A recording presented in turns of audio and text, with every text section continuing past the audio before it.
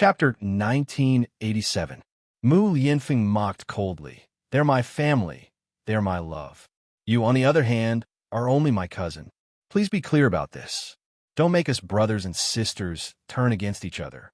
Mu Yinfeng's meaning was clear. In his eyes, Zhao Yun and Dao were the most important, while she, as his cousin, had no place at all. Murong Shuang's heart was a little crazy, and she pushed all the blame on Zhao Yun and Dao. Her hatred for the two of them grew. If it weren't for them, perhaps she and Mu Yinfeng would still have chance. Cousin, Murong Shuang pouted, feeling wronged. Her eyes were filled with tears, looking delicate and pitiful. In the past, Mu Yinfeng's heart would probably soften, and he wouldn't be so cold and reproachful. But now, Mu Yinfeng didn't even look at Murong Shuang. Instead, he walked toward Zhao Yun. Seeing the two guards grab Zhao Yun's arms, the coldness in Mu Yinfeng's eyes intensified. He shouted at the two guards, "Let her go." The two guards were a little intimidated by the aura that exploded from Mu Yinfeng's body. They turned to look at Murong Shuang, waiting for her to give the order. They didn't dare to make a decision on their own, so they just let Zhao Yun go. Murong Shuang gritted her teeth. Her eyes were filled with unwillingness, as if her beloved had been snatched away by someone else. Looking at Zhao Yun, her eyes were filled with the desire to cut Zhao Yun into 1,000 pieces. Seeing this, the two guards could only continue the stalemate and didn't let go. Mu Yinfeng saw that the two guards weren't tactful, so he didn't say anything else. Instead, he reached out and clapped his hands, easily snatching Zhao Yun from their hands. Just as the two guards were about to step forward, they heard Mu Yinfeng's cold warning. "You are no match for me. Don't ask for a snub." The two guards were stunned and turned to look at Murong Shuang. Murong Shuang glared at the two guards. "Two useless things. Father, it's this bad woman who bullied Mother. Father, quickly help Mother teach them a lesson. They are too bad." Dao complained while pretending to be Mu Yinfeng. Although he spoke in a childish voice, it was obvious that Dao was furious. "Cousin," Murong Shuang continued to pretend to be pitiful. "Cousin, I didn't mean anything by it. I didn't hurt this *tch. She was the one who stopped me from entering the house to look for you. I thought you were hiding in her house and didn't want to see me on purpose." "That's right, cousin, look, my face was slapped by this bitch." Murong Shuang deliberately stretched out her face. At this moment, there was still a palm print on his face. However, Mu Yinfeng didn't feel the slightest bit of heartache or protection. Instead, he said sarcastically, "Disasters can be forgiven, but disasters brought on by oneself are the hardest to bear. You asked for it. If you didn't come looking for trouble, Yun'er wouldn't have slapped you. Also, cousin, you are the daughter of an official. You should have learned a lot about etiquette. Don't learn from those rural women who spew profanities every time they open their mouths. Look at you now. You don't have the demeanor of an official's daughter. If uncle and aunt see you like this, they will definitely reprimand you." Murong Shuang's eyes widened, and she looked at Mu Yinfeng in shock. How'd her cousin become like this? Even if he was biased, he didn't have to be so biased, did he? He was completely protecting Zhao Yun, but he didn't care if she was bullied by Zhao Yun. Chapter 1988. Cousin, Sob. Do you care about her that much? You don't even care about the feelings between us for so many years. Are she and this child, are they that important to you? Zhao Yun knew that she was asking the obvious, but she still asked anyway.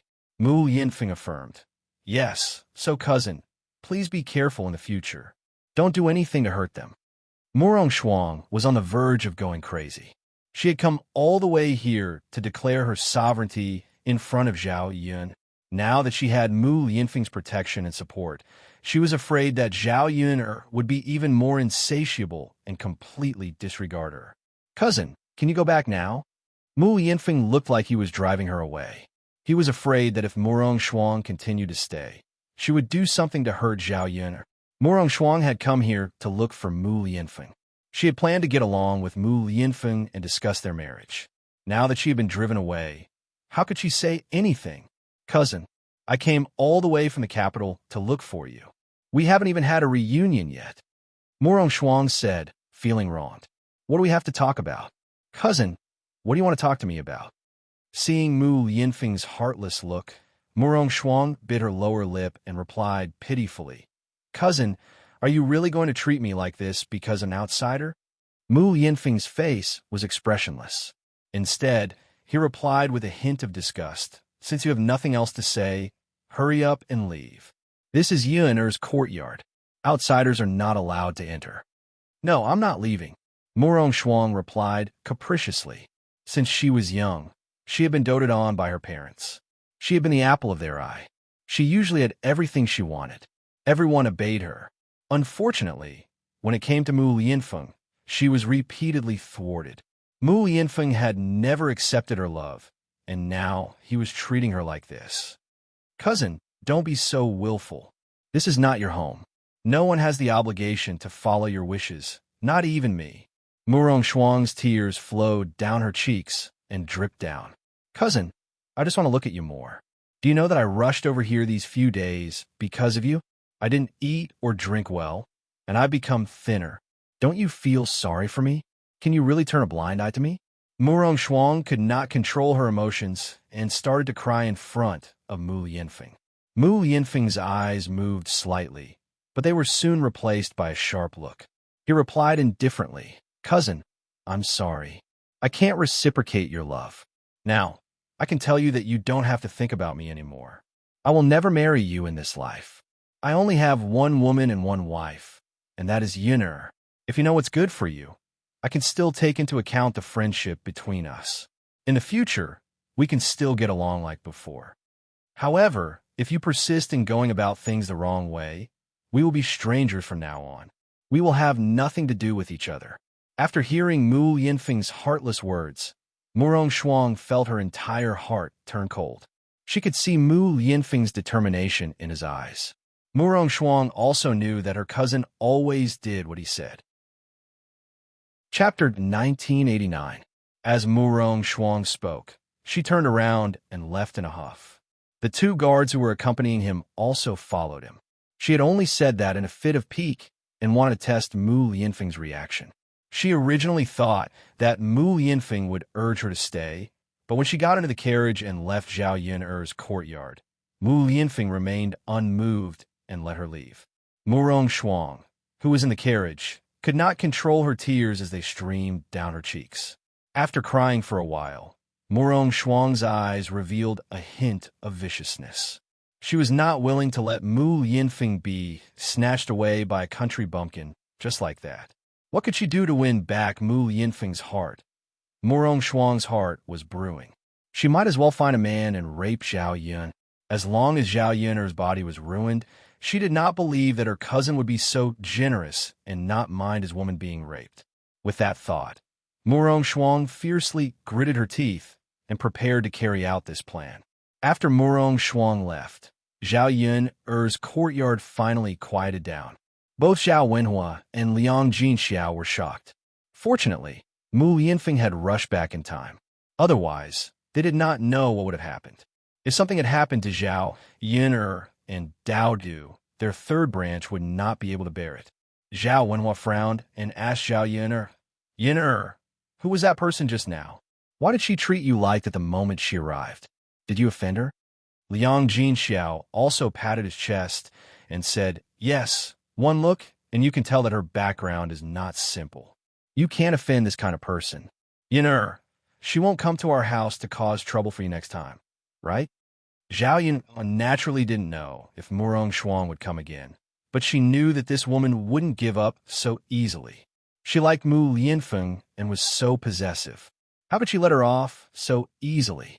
It was even more impossible for him to hand over Mu Yinfeng so easily. Zhao Yun guessed that this woman must be thinking of other ways to deal with her, but she didn't know what method she would use and how to deal with her. During this period of time, she had to be careful in order to avoid any mishaps.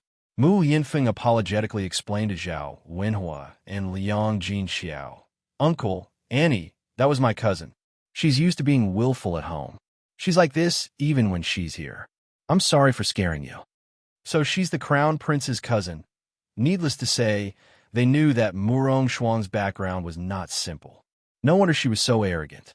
After listening to the conversation between Mu Lianfeng and Murong Shuang, Zhao Wenhua and Liang Jinxiao were faintly worried. Since she was Murong Shuang's cousin and had feelings for Mu Lianfeng, then what about their yin? After all, marriage in ancient times was decided by parents and matchmakers. What if the family made arrangements for the two of them and let Mu Lianfeng marry Murong Shuang? Even if Zhao Yun could marry the crown prince, she would still have to lower herself in the crown prince's residence. Zhao Yun's position in the residence would definitely not be comparable to Murong Shuang's.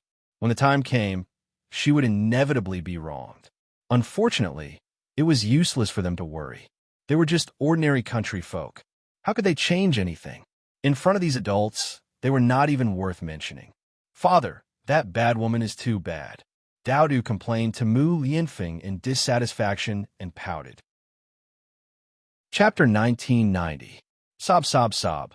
Father, you didn't even teach that bad woman a lesson and avenge Dao Du and Mother. Dao Du could not help but complain. Dao Du felt that letting Murong Shuang go so easily was too easy for her. From Dao Du's point of view, if someone bullied him, he had to fight back. How could he just let someone go so easily? Mu Lianfeng did not know whether to laugh or cry. He did not know how to coax Dao Du. He did not hit Murong Shuang because he still remembered their sibling relationship. However, the words he said were probably enough to hurt Murong Shuang. Hurting someone did not necessarily have to hurt them physically. Stabbing them in the heart would probably hurt even more. What he said just now must have hurt Murong Shuang immensely. He did not need to do anything else, and he had already caused enough damage. Zhao Yun understood this, so she smiled at Dao Du and said, Dao Du, a gentleman uses his mouth and not his fists. Sometimes you have to use your fists, understand? Your father has already helped us out. Thinking about how Mu Lianfeng had defended her and firmly expressed his stance, Zhao Yun knew how important she and her son were to Mu Lianfeng. Actually, Mu Lianfeng's words were enough. As for Murong Shuang, Mu Lianfeng did not need to be merciless. Mother, is that so? Dao Du furrowed his delicate brows. Of course. Zhao Yun touched Dao Du's smooth face. Dao Du nodded. Mother, when Dao Du grows up, he will protect you. Even if father is not around, Dao Du has the ability to protect mother. Just like today, he was still too weak. He wanted to protect Zhao Yun, but he did not have the ability to do so. He could only watch anxiously from the side, without any room to fight back. Zhao Yun patted Dao Du's face and chuckled. All right, when Dao Du grows up, I will let Dao Du protect mother. Yes, yes. Dao Du nodded heavily. Right, mother, did those bad uncles hurt you just now? Dao Du's concerned little eyes fell on Zhao Yun again. Zhao Yun shook her head. It doesn't hurt. Mother is fine. I was not hurt. Seeing Zhao Yun say that, Dao Du was relieved. Yes, yes. After the commotion just now, the family of three finally returned to the house. Then she entered the house, but Zhao Yun still couldn't let it go. She faintly felt that something was going to happen. Unfortunately, there was no point in worrying now. He could only take one step at a time and hope that nothing major would happen. Over the past few days, nothing had happened to him. His days were very peaceful. However, old Zhao's house was noisy from time to time. Ever since Zhao Wenshui humiliated Feng Zhangxia, the first branch received the money and wanted to build a new house. When they moved out of old Zhao's house, they would not have to see Zhao Wenshui every day. Zhao Wenshui basically treated Zhao Wenshui coldly every time he saw him. Sometimes he could not stand it and directly went up to him to give him a few punches. Zhao Wenshui could not beat Zhao Wenshui, so he could only take a beating every day. After being beaten a few times, Zhao Wenshui simply did not go out. As long as he did not go out, he would not run into Zhao Wenshui and would not be beaten. Sometimes, when he needed to go to the latrine and had to come out, he would observe carefully before sneaking out and rushing to the latrine. After he was done, he would rush back in, afraid that he would bump into Zhao Wenshui. Chapter 1991. Although he had solved the problem of food, he had not solved the problem of other things. There were no women in the family, so no one washed his clothes for him. As a man, how could he do something that only women could do? No one washed his clothes, so he took them off and threw them aside. However, they were from the countryside and did not have many clothes. After changing out of them a few times, they had no more clothes to change into. It was summer, so every night when he went to bed, he would sweat all over. After not changing his clothes for a few days, his body would start to rot, and the smell was very strange and unpleasant. Unfortunately, Zhao Wenshui still had no intention of washing his clothes himself. Instead, he started to have other thoughts. As a man, he could not do without a wife. Not to mention that there was no one to serve him every day. Even if he wanted to do it every night, there was no woman by his side. After holding it in for a few days, Zhao Wenshui really could not bear it anymore. He thought of the past. Although Li Chuiying was not very good-looking, she was still a woman, and he could make do with it.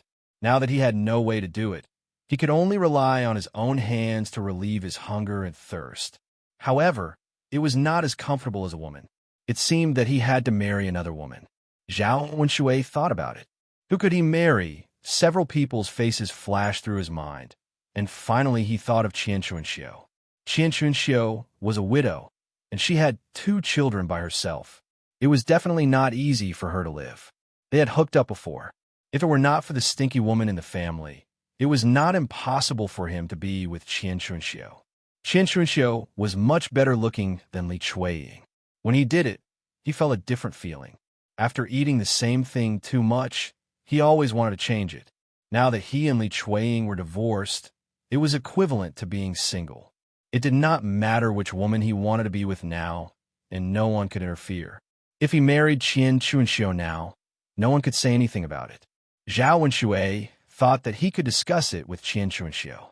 He would give 10 taels of silver as a betrothal gift, which was not a small amount in the countryside. Qian Chunxiu's family was poor, so she might be willing to marry him. With that in mind, Zhao Wenshui ran to Qian Chunxiu's house. Now that he was separated from Li Chuiying, he didn't have to hide so much and went to Qian Chunxiu's house openly. At this time, Qian Chunxiu was resting in the courtyard. She had not fully recovered from her previous injuries and could not do any heavy work. Fortunately, Ma Xiaofeng was able to earn some money back. Every day, she would buy delicious food to nourish her body. Compared to a few days ago, her body was much better. Xiu, the moment Zhao Wenshui arrived at Qian Chunxiu's courtyard and saw Qian Chunxiu, he called her affectionately. Hearing Zhao Wenshui's voice, Qian Chunxiu frowned and looked in the direction of the voice. Why did this Zhao Wenshui come to his house again? Hadn't she suffered enough from the previous incident? Now, she wanted to harm her? Qian Chunxiu's face was full of displeasure as she scolded. Who asked you to come over? If other people see you, they will misunderstand and gossip. Hurry up and get out of my sight. Zhao Wenshui did not get angry. Instead, he smiled fawningly and said, Xiu, why do you have such a bad temper? I finally came to see you, and you are still treating me like this. Aren't you afraid that I will be sad? Chapter 1992. Zhao Wenshui smiled embarrassedly. Xiu, that's all in the past. I didn't expect to be seen by others. Our relationship was really painful. You were punished, but I was also beaten up badly. We're all the same. Qian Chunxiu was tricked by Zhao Wenshui once. So how could she pay attention to what Zhao Wenshui said? You deserve it. You're shameless.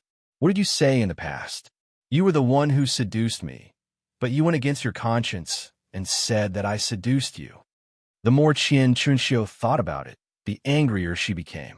If it weren't for Zhao Wenshui, she wouldn't have committed so many crimes. It was already a good thing that she didn't chop Zhao Wenshui with a knife, but this man still had the face to come to her. Zhao Wenshui felt that he was in the wrong, so he immediately smiled and said, Xiu, I was wrong.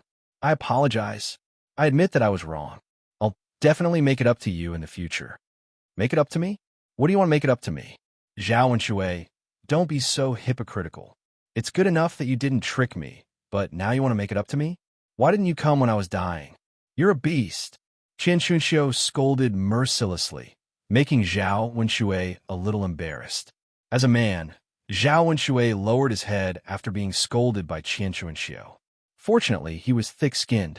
After Qian Chuanxiu finished scolding him, Zhao Wenshui said, Xiu, I really want to make up to you this time. Can you listen to me? Qian Chuanxiu didn't have the patience. She picked up the stick under the corner of the wall and waved it at Zhao Wenshui. Who's listening to you? What do you have to say? Get out of here, or don't blame me for being rude. Xiu, if you have a conscience, don't come to me. I've already been tortured once. If you torture me again, I'll lose my life. Xiu, Zhao Wenshui was a little anxious. Seeing that Qian Chuanxiu didn't listen to him, he was afraid that Qian Chuanxiu would drive him away, so he directly hugged Qian Chuanxiu. Zhao Wenshui coaxed Qian Chuanxiu. Xiu, just listen to me. I'll leave after I'm done, okay? Qian Chuanxiu immediately panicked. She wanted to scream, but she was afraid that her voice too loud and she would startle others. If others saw her, it would be disadvantageous to her. She didn't know what he wanted to do. She wanted to know what he wanted. What he wanted. You let me go. Qian Chuanxiu scolded in a low voice. Zhao Wenshui, I is Xiu. Zhao Wenshui, you bastard. You can't wait to kill me, can you? I'm telling you, I'm not finished with you. I. Can't you listen to me for a while? Qian Chuanxiu struggled a few times in Zhao Wenshui's arms, but she found that she couldn't break free. She could only agree to Zhao Wenshui. Okay, let me go. I'll listen to you. Zhao Wenshui slowly let go of Qian Chuanxiu. However, Qian Chuanxiu's face was dark. Her eyes looked like she wanted to eat him. Zhao Wenshui, hurry up and say what you want to say. Don't dawdle. Don't let others see. Qian Chuanxiu impatiently urged him. The sooner he finished, the better. Otherwise, she would suffer again. Many people in the village passed by her house every day. Chapter 1993. Qian Chuanxiu was stunned. She didn't expect Zhao Wenshui to divorce Li Chuiying. Nowadays, it was rare for a man to divorce a woman. After all, the woman couldn't go back to her parents' home after divorcing the man. She had no one to rely on. No matter how hard life was, she had to endure it in her husband's home. How could the two of them get a divorce so easily? Although Qian Chuanxiu was curious, she didn't ask. Instead, she snorted coldly and said, Zhao Wenshui, what does your divorce have to do with me? It's been so long. Don't put the blame on me. Zhao Wenshui smiled and winked at Qian Chuanxiu. Xiu, of course it has to do with you. During this period of time, I've been thinking about how good you are, so I divorced my wife so that we can get married and be together. Xiu, I came here to tell you that I want to marry you. Let's get married, okay? Qian Chuanxiu finally understood that Zhao Wenshui came here to talk to her about this. She thought it was something else. Qian Chuanxiu spat on the ground and scolded Zhao Wenshui. Zhao Wenshui, why don't you take a piss and look at yourself? You want to marry me with your moral integrity? Do you think you're worthy of me? Zhao Wenshui didn't expect Qian Chuanxiu to reject him so straightforwardly. He felt wronged and replied, Xiu, weren't we good at that time? Why don't you like me now? I divorced my wife because of you. You can't abandon me now, right? Qian Chuanxiu's face was cold. She looked at Zhao Wenshui with disgust. Zhao Wenshui, you still have the nerve to talk about the past. You couldn't do what you promised me. You were obviously lying to me. Otherwise, why would I like someone like you? As for your divorce with your wife, I wasn't the one who forced you to do so. Why should I be responsible for you? Zhao Wenshui's heart suddenly sank. Now, even Qian Chuanxiu didn't agree to marry him. What other woman could he find? Zhao Wenshui pondered for a while. Maybe Qian Chuanxiu thought that his family was poor, so she didn't agree. Thus, he hurriedly said to Qian Chuanxiu, Xiu, this time I'm sincere. I really want to marry you. If you marry me, I will immediately give you 10 taels of silver as a betrothal gift. That's right, my daughter is going to marry into a rich family. With her around, I'll be able to live a good life for the rest of my life. You definitely won't suffer if you follow me. Look, it's not easy for a woman to raise 2 children. It's great that you have someone to rely on now. When the time comes, I will send your son to school. I will definitely treat him well. What do you think? If Qian Chuanxiu had heard Zhao Wenhua's conditions in the past, she would have been tempted. Their family didn't have it easy these years. It was naturally good to find a reliable man to improve their family's life. However, Ma Xiaofeng had recently earned a lot of money by selling pig offal. Now that their family situation had improved, they had a lot of money. They could live a good life on their own and have the money to send Ma Xiaoyu to school. Qian Chuanxiu flatly refused. Zhao Wenshui, you should take your money and find another woman. In any case, I can't marry you. You don't want to continue living in the village, but I do. Chapter 1994. Is it really impossible for me to get married again? Zhao Wenshui pestered Qian Chuanxiu shamelessly again. Xiu, I miss you every day. How can you be so heartless and refuse to be with me? Let me be like before, okay? I'll definitely treat you well. If you don't marry me, my wife will divorce. Do you want me to be a bachelor for the rest of my life? Qian Chuanxiu ignored Zhao Wenshui and continued to wave the stick in her hand. That's your business. Don't look for me. Now that you're done talking, get out of my house. Don't stay in my house and refuse to leave. I'm telling you, if someone sees this and misunderstands, I won't let you off. Zhao Wenshui was hit by the stick and cried out in pain. Xiu, be gentle, be gentle. Don't you feel sorry for me when you hit me? Qian Chuanxiu's face darkened. She was at her wit's end after being tormented by Zhao Wenshui, so she angrily asked, Zhao Wenshui, are you done? Are you leaving now? Zhao Wenshui could not bear to leave. With a bitter face, he said, Xiu, will you reconsider marrying me? I told you it's impossible. Don't even think about it. Get out of my house. Seeing Qian Chuanxiu's fierce look, he began to miss the past. At that time, Qian Chuanxiu was very gentle. Zhao Wenshui muttered, Xiu, you were much more gentle when I pressed you down. Why have you become like my wife now? Fierce and not feminine at all. Qian Chuanxiu was once again angered by Zhao Wenshui. Why was this man so shameless? Why did he have to mention the past in front of her? Especially this kind of thing. When she thought about how she and Zhao Wenshui had slept together in bed, Qian Chuanxiu felt as if she had eaten feces. She even felt like vomiting. Zhao Wenshui, if you keep talking nonsense to me, I'll tear your mouth apart. If you don't leave, I'm going to call for help and report you to Li Zheng, saying that you insist on pestering me and asking him to be the judge for me. Xiu, Zhao Wenshui was both afraid and reluctant. At this moment, Ma Xiaofeng rushed back from Yang City. Ma Xiaofeng's face darkened when she saw Zhao Wenshui appear in her courtyard. She thought that her mother had taken things too hard and hooked up with Zhao Wenshui. Now, it seemed that Zhao Wenshui had come to pester her.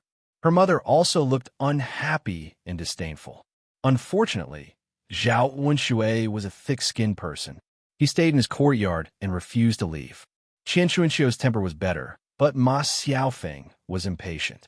If this was seen by the people in the village, it would be terrible. Their family had already suffered enough gossip. How could they afford to suffer more? Thus, Ma Xiaofeng rushed into the room and rushed out with a knife. She stood in front of Zhao Wenshui and threatened, Stop pestering my mother and leave. Otherwise, I'll chop you to death with this knife.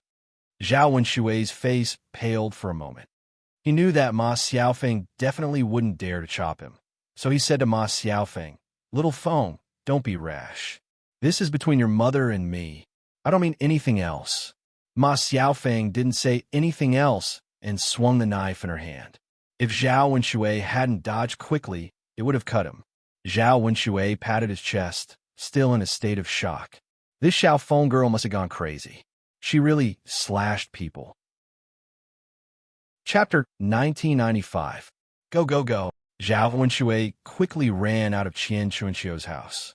How could he not be afraid if this girl was serious? If he was accidentally cut, wouldn't he be dead? His life was not a joke. It was not worth it for a woman. As for marrying Qian Chuanxiu, he was not in a hurry. He could talk about it slowly in the future. Anyway, he could take his time. If it really didn't work, he would marry someone else. With money in hand. If no woman agreed to marry him, he would spend money to buy one back. The woman he bought and the woman he married were different. The woman he married might make a fuss about divorce, But the woman he bought could not go anywhere and could only follow him. When the time came, she would not be able to do any work and would probably be more obedient than Li Chueying. It was just that buying a woman would cost a lot of money. If he asked old Servingit to find one, she would probably ask for 30 to 40 taels, and he only had a dozen taels left.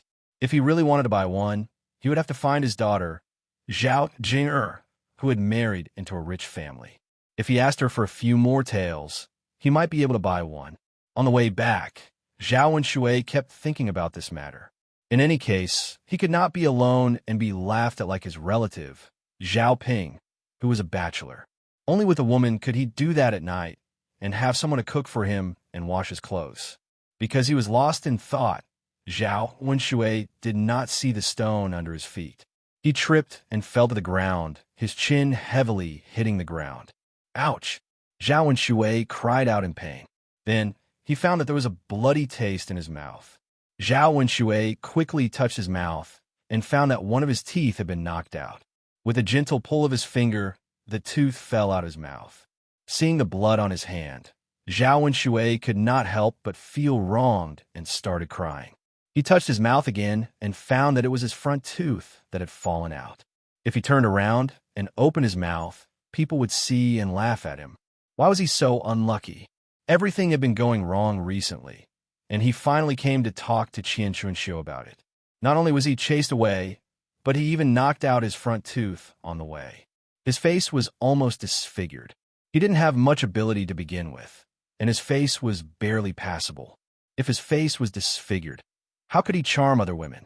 The pain continued to spread throughout his body. After a while, Zhao Wenshui slowly got up from the ground. How unlucky. God, can't you open your eyes a little? You'll only be happy when you see me in such a miserable state. How infuriating. What God? I think he's just a scoundrel. He must be blind. As soon as Zhao Wenshui finished speaking, he slipped again and fell heavily to the ground. Just now, he had only knocked out one of his front teeth, and it was not a serious injury. Now that he had recovered, his arm was dislocated, and he grimaced in pain. Zhao Wenshui's vision turned black, and his divine sense was somewhat blurry. Zhao Wenshui raised his hand and accidentally rubbed against someone's poop on the side of the road, and a foul smell entered his nostrils. After going through this torment, Zhao Wenshui almost collapsed. What on earth had he been through? He had not encountered any unlucky things in the past few years, but he had encountered them in one day. Now, he fell to the ground and could not move at all. He could not support himself. Chapter 1996. Because Zhao Wenshui had knocked out one of his front teeth, he had a lisp when he spoke. There was no one else on the road, so he could only lie on the ground. He hoped that someone from the village would pass by and see him so that someone could send him back. At Ma Xiaofeng's house, Qian Chunxiu heaved a sigh of relief after seeing Zhao Wenshui leave. Ma Xiaofeng put down the knife in her hand and walked to Qian Chunxiu. She reminded her, "Mother, don't bother with this kind of person next time. If he dares to come to our house again, just chop him to death with a knife, just like what I did today. Let's see if he dares to do it again." Qian Chunxiu sighed and replied, "Little Feng, I understand. I won't let him come again." "Yes, Mother, our family is different now. We have to be careful. Our reputation is already bad, so we can't stand being talked about again. It's fine if it's just the two of us. It doesn't matter if others say it or not, but we have to think about Xiaoyu. Xiaoyu is ostracized by the other children in the village and is often bullied. It's not easy for her." Ma Xiaofeng felt very guilty when she thought of Ma Xiaoyu. If it weren't for her and her mother, she wouldn't have been bullied so much. Although Ma Xiaoyu didn't come back to tell her about the grievances she suffered outside, she would occasionally see it with her own eyes. "Mother knows. We've let Xiaoyu down. It's best if we earn more money in the future and move out of the village. We could buy a house somewhere else where no one knows us, and there won't be those rumors." Qian Chunxiu sighed. Ma Xiaofeng happened to have this plan. Ma Xiaofeng wanted to buy a small residence in Yang City. It didn't need to be big, just 2 or 3 rooms would do. Not only would it be convenient for business, but she could also send Ma Xiaoyu to school to study. In this era, only by studying could one succeed and get their family out of this predicament. Of course, the most important thing was to leave the village and not be mocked by others. Mother, we've slowly accumulated some money now. Although a house in Yang City is very expensive, we'll definitely be able to afford it in a few years. Yes, maybe it won't even take a few years. Why not a few years? Qian Chunxiu asked curiously. Ma Xiaofeng explained, Mother, it's Zhao Ping and Qin Yuan who want to open a restaurant in Yang City. When the time comes, they'll bring me along and give me shares. However, I won't be able to pay that much for the restaurant. The dividends might be lower, but it'll definitely be more profitable than setting up a stall in Yang City. Hearing about opening a restaurant, Qian Chunxiu immediately became excited. She had also heard of the big restaurants in Sun City. Opening a restaurant was very profitable, and many of them were eaten by the rich. As long as it was done well and the business was good, there was no need to worry about not making money. If he set up a stall, he would at most earn a few taels of silver a day. If he opened a restaurant, it was not impossible for him to earn a few hundred taels of silver a day. After the dividends were distributed, it was indeed quite a lot. 2 or 3 large houses in Yang City cost around 1 to 200 taels. With the money earned from the restaurant's dividends, it wouldn't take long for them to be bought. Qian Chunxiu happily muttered, Good, this is good. Opening a restaurant will make a lot of money. I hope to earn more. Yes. All right, Xiao Feng, opening a restaurant requires a lot of money. Where did Zhao Ping, and Qin Yuan get so much money to open a restaurant? Qian Chunxiu's eyes were filled with confusion. Chapter 1997. Qian Chunxiu opened her mouth. Why would Zhao Ping, aunt Zhao Xinhui give money to the couple to open a restaurant? Although Qian Chunxiu didn't know the reason, she didn't ask too much, because the reason had nothing to do with her. As long as the restaurant was open and they could make money, everything would be fine. Well, you should look for it as soon as possible. Once you find it, open it quickly. Mother can also benefit from it. Qian Chunxiu said expectantly. Since Ma Xiaofeng was involved in opening the restaurant, their family naturally had a share in the restaurant. She could boast in the village that her daughter was capable and now opened a restaurant. Ma Xiaofeng nodded in response. Got it, Mother. We're also looking for it now. We found a few that we like. After negotiating the price, it should be enough. That's good. Thinking of this, Qian Chunxiu's heart surged with happiness. Her life was getting better and better.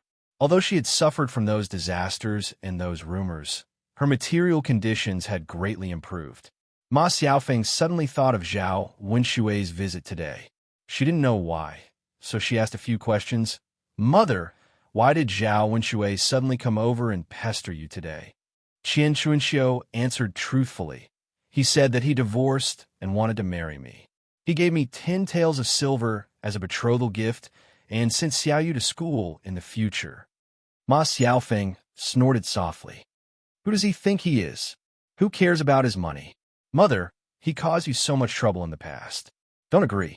Qian Chunxiu held Ma Xiaofeng's hand and said, Don't worry. Mother is not stupid. How can I agree? We don't care about his money now. Yes, it's only 10 taels of silver. Who cares about it? We don't lack money now. But Mother, I'm not against you getting married. But if you want to get married, you have to choose a reliable man. Don't just casually pick someone, especially someone like Zhao Wenshui. Qian Chunxiu's heart was touched.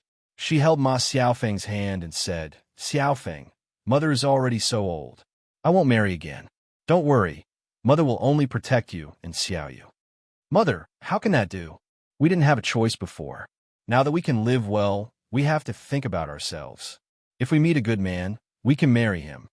Ma Xiaofeng said with a frown. She knew very well that her mother was not very old.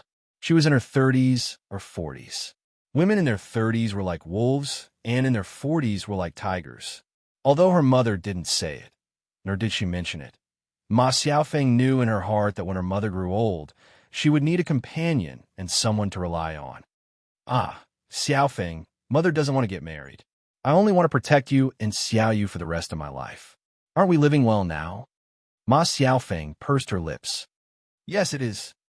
But Mother, if you want to get married one day, don't think about me and Xiaoyu. You have to think about yourself too. Qian Chunxiu sighed heavily and looked at Ma Xiaofeng with heartache. Xiaofeng, don't talk about mother. You have to think about yourself.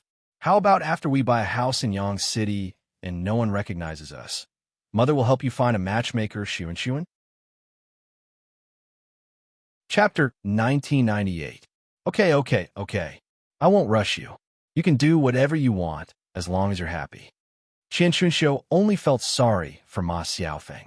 She knew that with her daughter's current condition, it would not be easy for her to find a good man. She just hoped that a miracle would happen in the future. The mother and daughter chatted for a while before entering the house.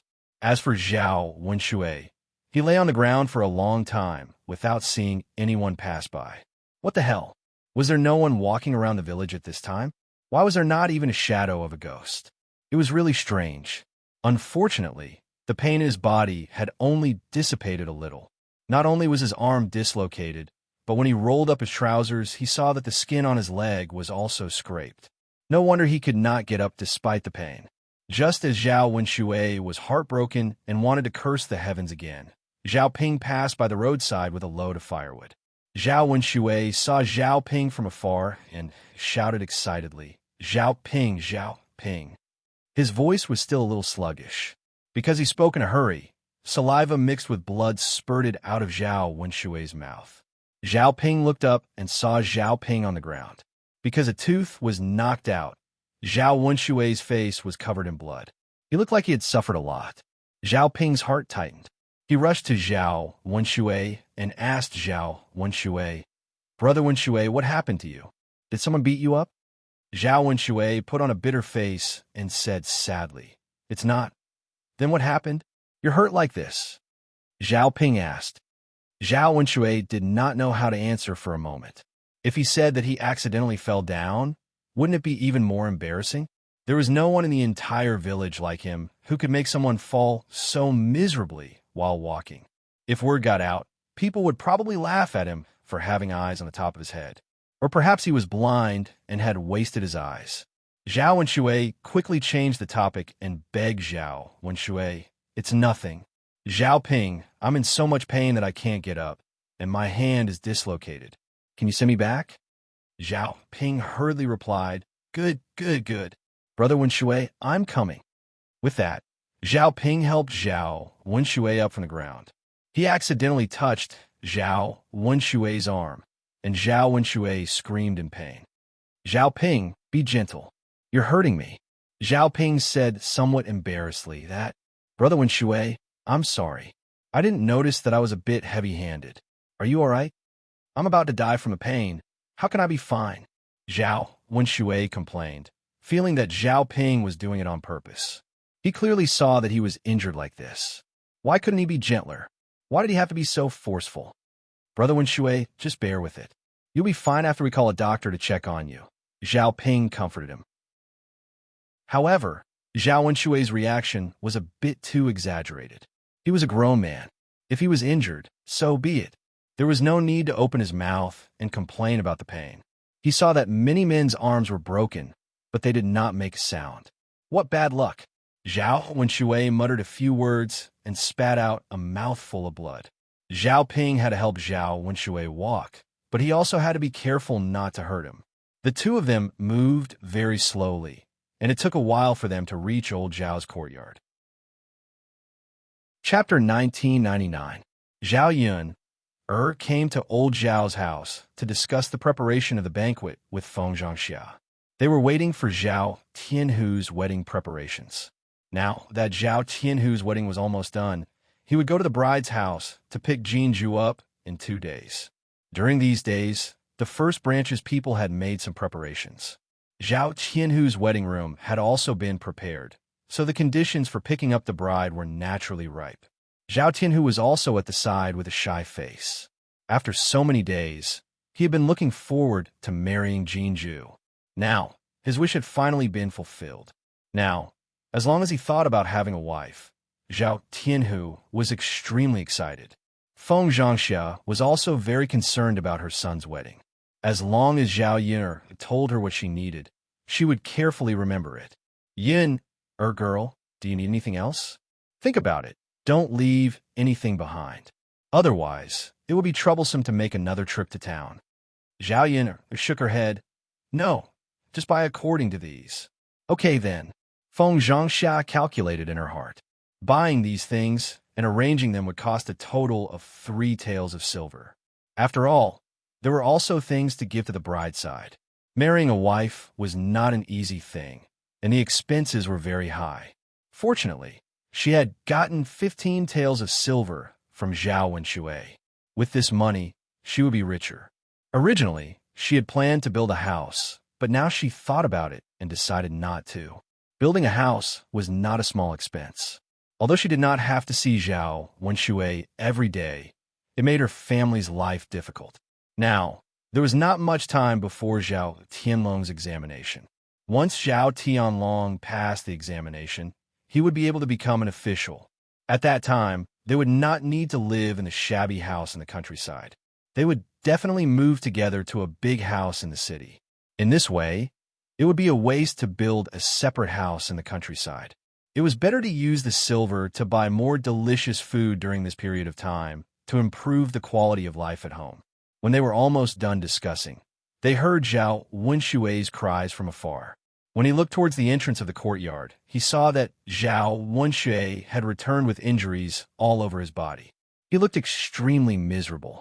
He didn't know if Zhao Wenshui had been beaten up or something. However, no one in old Zhao's family cared about Zhao Wenshui, even though he was badly injured. They all knew that Zhao Wenshui was a bastard. He deserved it no matter how much pain he suffered. Feng Zhangxia glanced at Zhao Wenshui and saw that one of Zhao Wenshui's teeth was knocked out. She was angry and disgusted at the sight of Zhao Wenshui, so she pretended to care about him and asked, "Hey, second brother, what happened to you? Who beat you so hard? Could it be that you've offended someone again by running out?" Zhao Wenshui was in so much pain that he did not have the strength to speak. Of course, he did not want to speak. Zhao Ping explained, "Sister-in-law, I saw Brother Wenshui's injuries on the way here. I don't know what happened. It seems like his teeth are knocked out, his arm is dislocated, and there are scars on his legs. It's really tragic. Why don't you help him into the house? Also, help him find a doctor to take a look at him. These injuries have to be treated properly, otherwise it will be serious." Old Zhao's family was gloating over Zhao Wenshui's injuries. They were too happy to care about him. After all, his life and death had nothing to do with them. Chapter 2000. Zhao Ping frowned and said worriedly, "But sister-in-law, Brother Wenshui's injury is really serious. If it's not treated properly, the wound will fester and it may even harm his life. His hand is also dislocated. We have to call a doctor to reattach it as soon as possible. Otherwise, what if his hand is damaged and he can't use it?" Feng Zhangxia snorted and said, "Zhao Ping, why did you care about him? He must have suffered the consequences of his own actions. He deserves it. We don't have the obligation to care about him." But Zhao Ping frowned and glanced at Zhao Wenshui, then at Feng Zhangxia. He sighed and said, "Don't you care about Brother Wenshui now? Zhao Ping, don't drag us down with you. We don't have the time or energy to care about him," Feng Zhangxia said and turned to enter the house, not giving Zhao Ping a chance to continue. Zhao Yin'er almost laughed when she saw Zhao Wenshui like this. She was very curious about who would get rid of a scourge for the people and beat up Zhao Wenshui like this. Zhao Tianhu originally wanted to help Zhao Wenshui and call a doctor for Zhao Wenshui. However, after Feng Zhangxia saw through Zhao Tianhu's thoughts, she shouted at Zhao Tianhu, "Tianhu, what are you doing outside? Come in quickly. I still have to discuss with you what happened on your wedding day." Zhao Tianhu glanced at Zhao Wenshui, then sighed and silently entered the house. Zhao Ping frowned. He was very curious about what was wrong with old Zhao's family. Zhao Wenshui was injured like this, so why were they so indifferent? "Brother Wenshui, I still have something to do, and I have to go back. I have to help someone with the work later. I'm afraid I won't be able to make it. Can you see if anyone in your family can take care of you?" Zhao Ping asked Zhao Wenshui. He had originally planned to only send Zhao Wenshui back. He had other things to do, so how could he care so much? Unfortunately, when he arrived at old Zhao's house, he encountered such a situation. Zhao Wenxue stuttered. You call my father and my mother. He had knocked out a tooth and injured his mouth. If he spoke a little louder, his mouth would hurt badly. Zhao Ping replied, "All right, I'll shout." "Yes." Zhao Ping shouted towards old Zhao's courtyard. "Second uncle, second aunt, are you home? Can you come out for a while?" After hearing Zhao Ping's voice, Hu Chunhua poked her head out of the house. "What are you doing?" "Second aunt, brother Wenxue is injured. Quickly come out and take a look. Get a doctor for him. I have to go now. Take good care of her." When Hu Chunhua heard this, she glanced at Zhao Wenxue, who was beside Zhao Ping. It would have been better if she hadn't seen him, but she was shocked when she saw him. Zhao Wenxue didn't look like a human at all. He looked like a ghost. Although she didn't like Zhao Wenxue, she couldn't bear to see Zhao Wenxue being bullied like this. Hu Chunhua immediately yelled at the top of her voice, "I say, Lao Er, what happened to you? You look like a ghost." Zhao Ping hurriedly said, "Second aunt, don't ask so much. Get a doctor for brother Wenxue first and treat his injury." Chapter 2001. However, Zhao Wenxue dilly-dallied and did not say anything. Hu Chunhua immediately became anxious and urged him, "Don't be like a dead man. Hurry up and tell me. Once you tell me, I'll go ask for the money. Otherwise, they won't admit it if you drag it on too long. I like to see which savage bastard hit me so hard. If he knows how to hit someone, then he should know the consequences." Zhao Wenxue's face was bitter. How was he supposed to answer this? Could he say that the arrogant bastard was himself? His mother was really too much. She had not even figured it out and was already secretly scolding him. "Mother, my mouth hurts." Zhao Wenxue pointed at his bloody mouth with his other hand that was not dislocated. Hu Chunhua said somewhat angrily, "So what if your mouth hurts? Can't you say a name?" "Mother, it wasn't someone else who did it. I fell down myself," Zhao Wenxue said with a lisp. His teeth had fallen out and he was leaking air too much. Hu Chunhua's face darkened for a moment. She muttered loudly, "What? Did you fall on your own? Oh my God, Wenxue, you're really interesting. How could you fall down like this? We can't find a talent like you in our entire village." Zhao Wenxue naturally knew that Hu Chunhua was being sarcastic. He replied pitifully, "Mother, I'm already like this. You don't feel sorry for me, but you keep blaming me." Hu Chunhua spat on the ground. "If you were beaten up like this by someone else, it wouldn't hurt to feel sorry for you. But Wenxue, what's there to feel sorry for when you fell down yourself like this? It's all your fault for not having good eyesight. You're worse than a blind person with a pair of eyes. Even a blind person is not as stupid as you." After being scolded by Hu Chunhua, Zhao Wenxue felt like he had lost all face. In any case, he was a man. How could his mother treat him like a child and scold him? Really, Zhao Ping, who was listening from the side, felt a little awkward. He pursed his lips and said to Hu Chunhua, "Sister-in-law, don't scold brother Wenxue anymore. He's seriously injured now. It's better to let him go back and rest well. After that, we'll invite a doctor over to take a look." Hu Chunhua glanced at Zhao Wenxue and replied grumpily, "Who cares about him? It's better for a useless thing to die in the house. It's so annoying to look at him." "Mother," Zhao Wenxue called out. If his mother didn't care about him, then who would care about him? Hu Chunhua turned around and went back into the house. Zhao Ping was stunned. From the looks of it, could it be that Hu Chunhua was ignoring Zhao Wenxue? Was she really not going to play with Zhao Wenxue's life and death? After all, she was Zhao Wenxue's mother. Why did the whole family become so strange? Zhao Wenxue was injured like this, but no one was worried about him. No one came out to help. He shouted a few more times, but still no one came out. Zhao Ping was a little helpless. He had to send Zhao Wenxue into the house. However, he really couldn't find a doctor. He said to Zhao Wenxue apologetically, "Brother Wenxue, wait and see if anyone in your family can help you find a doctor. If not, I'll help you call Dr. Sun when I come back from work. I really can't spare the time now." Zhao Wenxue responded sadly. He had never been as desperate as he was now. It was really sad that the whole family was like this. Chapter 2002. Seeing that Zhao Ping was leaving, Zhao Yun'er caught up with Zhao Ping since it was on the way. Zhao Ping smiled at Zhao Yun'er. Yun'er, you're here too. Yeah, Zhao Yun'er responded. How's the kitten I sent to you now? Is it alive? Zhao Ping was a little concerned about the kitten's life. The cubs that he had at home were almost all dead. There was no other way. If the old cat didn't have food, it wouldn't have milk. How could the little cub survive? Zhao Yun'er responded, yeah, it's well now. It's a lot fatter than before. Zhao Ping's face was filled with relief.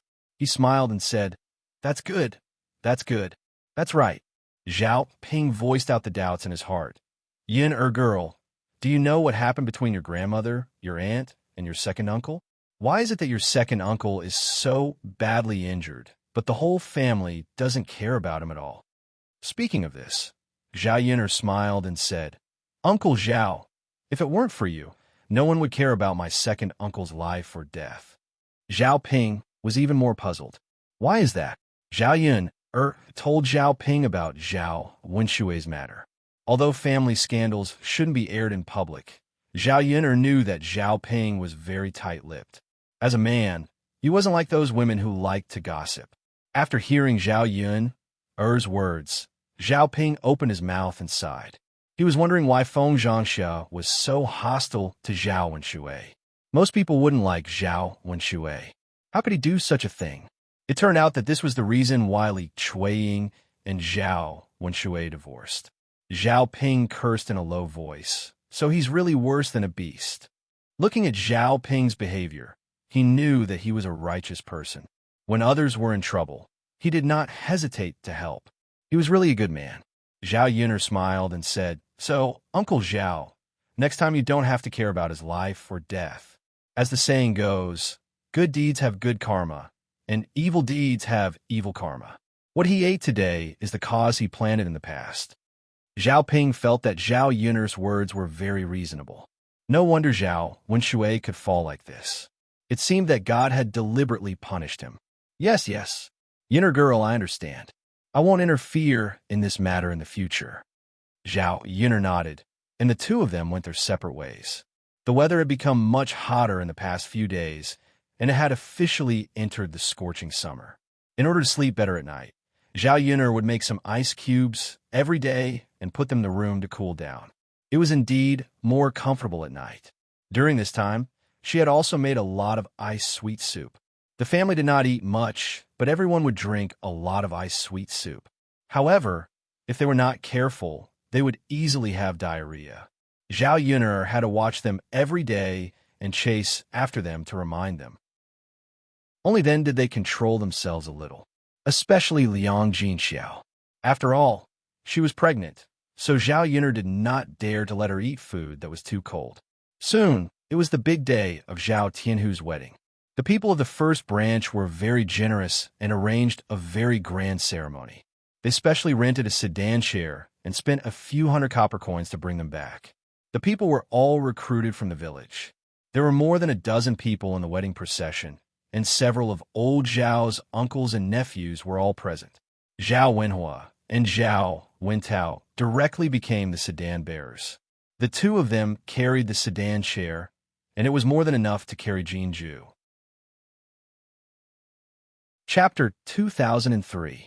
This way, they could save the first branch's wages. If they found someone else to carry the sedan chair, they would have to pay at least a few dozen copper coins. Later, they would ask the first branch to give the two brothers more wine to drink.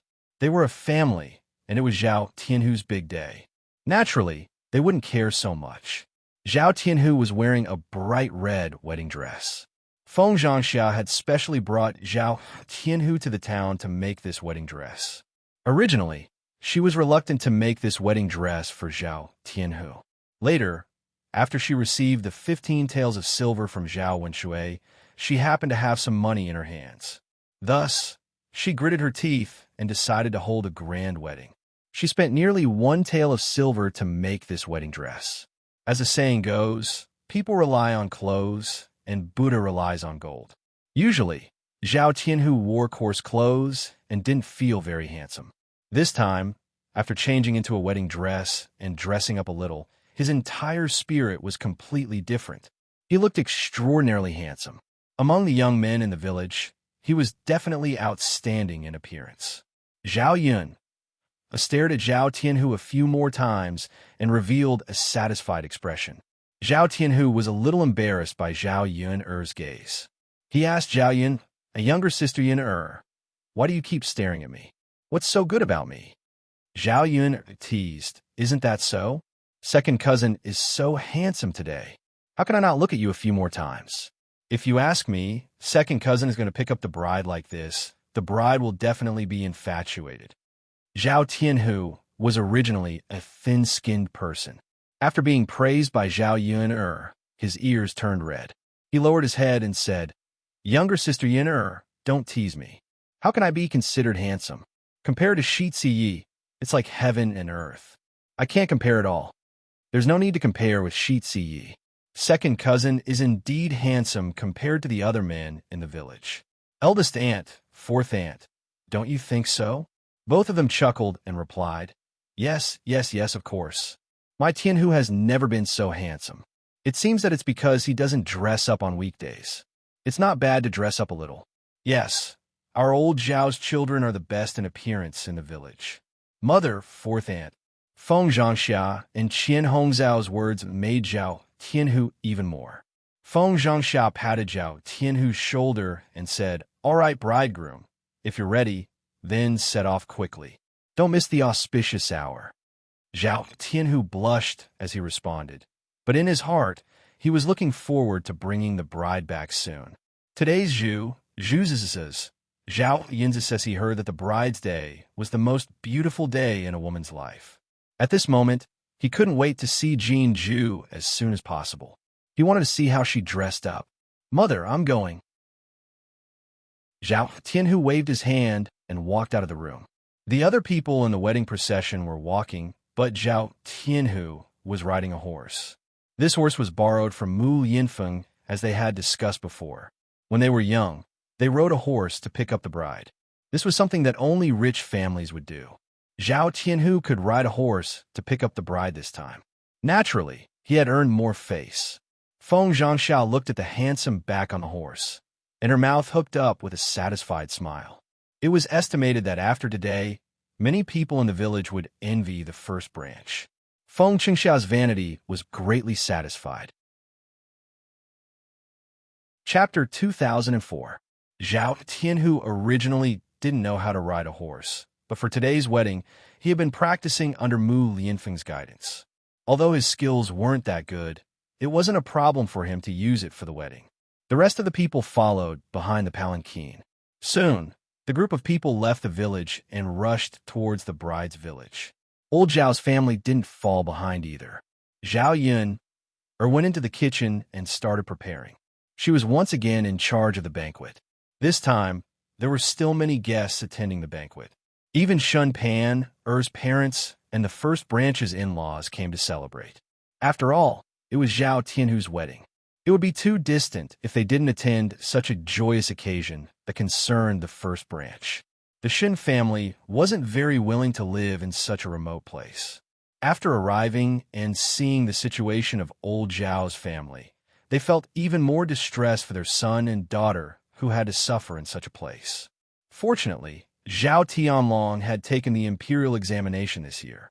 The probability of him passing the imperial examination was very high. They also waited until the clouds parted to see the moon. The bitter days would soon come to an end. Once Shun Pan became the wife of an official, she naturally wouldn't have to suffer in such a remote place. In addition to bringing money as a gift, the Shun family was very generous and brought a lot of good things. Of course, most of them were for their daughter. Since they couldn't eat well in the countryside, they brought some of Shun Pan, and Zhao Yangyang's favorite snacks. There were pastries, candied fruits, beef jerky, peanuts, and other things. The carriage stopped outside old Zhao's courtyard. The villagers rarely saw such a grand carriage, so they began to talk about it. What kind of important person came to old Zhao's family? Who knows? Old Zhao's family knows too many rich people. They even have a relationship with the Shizi. What's so strange about the rest? That's true. Sigh. Old Zhao's family now is different from before. Everyone in the Shitsi branch got lucky and suddenly became rich. Didn't I say that it's because the ancestral tomb was well repaired and blessed by the old ancestor in heaven? Otherwise, how could it be like this? As soon as she heard about the matter of repairing the ancestral grave, Hushur, who had come to join in the fun, was a little unhappy. They had also built ancestral tombs, but why hadn't their branch prospered like Zhao Baoshan's branch? Madame Hu pushed Zhao Baojun angrily. Zhao Baojun staggered and almost fell to the ground. She unhappily said to Hushur, "I say, woman, why did you push me? I almost fell because of you. I'm already so old. If I fall on the ground, my bones will be scattered by you. Aren't you afraid of killing me?" Madame Hu coldly snorted, "You deserve it if you fall to your death." Zhao Baojun was a little annoyed. "I say, you old woman, what are you doing? Why are you throwing a tantrum at me for no reason? When did I offend you? You're always provoking me. Just looking at you makes me angry. It's all your fault, you useless thing. You're definitely not favored by the old ancestor. Look at the children of Second Brother's branch. They're all so rich. Our branch didn't get any benefits at all. The old ancestor didn't bless us at all." Zhao Baojun increasingly felt that Hushur was looking for trouble. She was baffling. Chapter 2005. Madame Hu felt very uncomfortable in her heart, so she made an example of Zhao Baojun. Regardless of whether what he said was right or not, she would feel better if she found fault with him. How can it not be your fault? It must be because you weren't filial to your elders in the past and weren't liked by them. After they died, they didn't remember to bless you. Because of that, our branch didn't get any benefits after building the tomb. Look, your second son's branch has all become rich. When Tianhu got married, had a big bridal sedan, and even rode a horse. He had earned a lot of prestige. Tell me, in comparison, don't you think our branch is too shabby? Madame Hu said angrily. She was very envious of old Zhao's family. Zhao Baojun felt a little uncomfortable when he heard this. The second branch was rich now. What could he do? Even if he was envious and jealous, what was the use? In any case, it couldn't be blamed on him. Instead of being envious of others, it was better to think about how their branch could become rich. You old woman, I think you're just looking for trouble. You have to push the blame to me. Didn't our third and fourth branches also build tombs? I didn't see them become rich. Really? Zhao Baojun replied in dissatisfaction. Madame Hu wanted to make a fuss, but Zhao Baojun's words stopped her. Don't make a fuss. It was originally fine, but because of your fuss, we became a joke to others. Madame Hu looked around and saw that many people's eyes fell on her. Some of them even covered their mouths and secretly laughed. Only then did Madame Hu shut her mouth resentfully. At this time, a few people came out of the carriage parked in front of old Zhao's house. They were Shun Pan, Er's family. There was a middle-aged man in his 40s and a woman in her 40s. However, because their family was rich, the two of them were dressed luxuriously and had a very different temperament from the country people. Especially Shun Pan, Er's mother, Madame Yang. Compared to Feng Zhangxia, Madame Yang was well-dressed. Her clothes and jewelry were not bad, and she probably had rouge on her face. She looked very young, and there were no wrinkles on her face. She still looked pretty. The people in the courtyard saw this, especially the men. They stared at Madame Yang with a hint of amazement in their eyes. They thought that rich people were indeed rich people. If their wives could dress up like this, it would be great. Every day, when they went home, they would see a beautiful woman and not an old woman. Madame Yang ignored these people and walked towards old Zhao's courtyard with Shun Pan, Er's father, Shun Wan. The coachman behind them carried some boxes filled with gifts. Sister-in-law, your in-laws are here. Why don't you hurry up and entertain them? Qianzan saw them and hurriedly greeted Feng Zhangxia. What? My in-laws are here? Feng Zhangxia, who was still busy in the kitchen, suddenly stopped what she was doing. Yes, he's in the courtyard. Get out of here. All right. Feng Zhangxia was a little excited. She quickly wiped her hands with a rag and rushed into the courtyard. As soon as she saw the Shun family, she immediately put on a smile. Ah, in-laws, you're here. It's so troublesome to come all the way here. Of course, Feng Zhangxiao was just being polite. In her heart, she was looking forward to the Shun family's arrival. Not to mention other things, they would definitely bring some gifts. They would also give Zhao Tianhu's wedding gift. Chapter 2006. This way, their family would naturally make a profit. Thinking of the good things and money, Feng Zhangxia's smile widened. The Shun family also replied politely. Tianlong's younger brother is getting married. This is a joyous occasion for your family. As in-laws, how can we not come? Madame Yang also replied, yes, it's a joyous occasion for your family. As in-laws, we naturally have to come and join the fun. We haven't seen Pan and Yang for a while. This time, we can also take a look at them. Feng Zhangxiao laughed and replied, that's good, that's good. Pan and Yang are always talking about you at home. Yes, Madame Yang replied. However, she snorted coldly in her heart. With old Zhao's current condition, her daughter and grandson were suffering. How could they not talk about them? Especially Yang. Such a young child had to eat more delicious food to nourish his body and grow taller and fatter. She saw that the children from the poor families were not as fair and tender. They were far from being comparable to the children from the rich families. Feng Zhangxiao hurriedly invited Shen Wan and Madame Yang into the house to sit. Then, she poured 2 cups of cold water and said, in-laws, you must be tired from the journey. Drink some water first. Okay. Madame Yang took the cup, but she frowned in disgust. The things used by the villagers were shabby, so they were a little dirty. Madame Yang was a clean person and was a little obsessed with cleanliness. Therefore, she looked at the cup that Feng Zhangxiao handed her with disdain. However, she was indeed a little thirsty. Madame Yang took out her handkerchief and wiped the cup before reluctantly drinking the water inside. Feng Zhangxiao looked at them awkwardly. She was not a fool. How could she not see that Madame Yang was disdainful of her family? However, she could not say it out loud. Who asked them to be from a rich family? They were very particular about the things they used. It was normal for them to look down on the things that the villagers used. After comparing, Feng Zhangxiao hoped that Zhao Tianlong would be able to stand out and become a high-ranking official in the future. Then, her life would be more particular.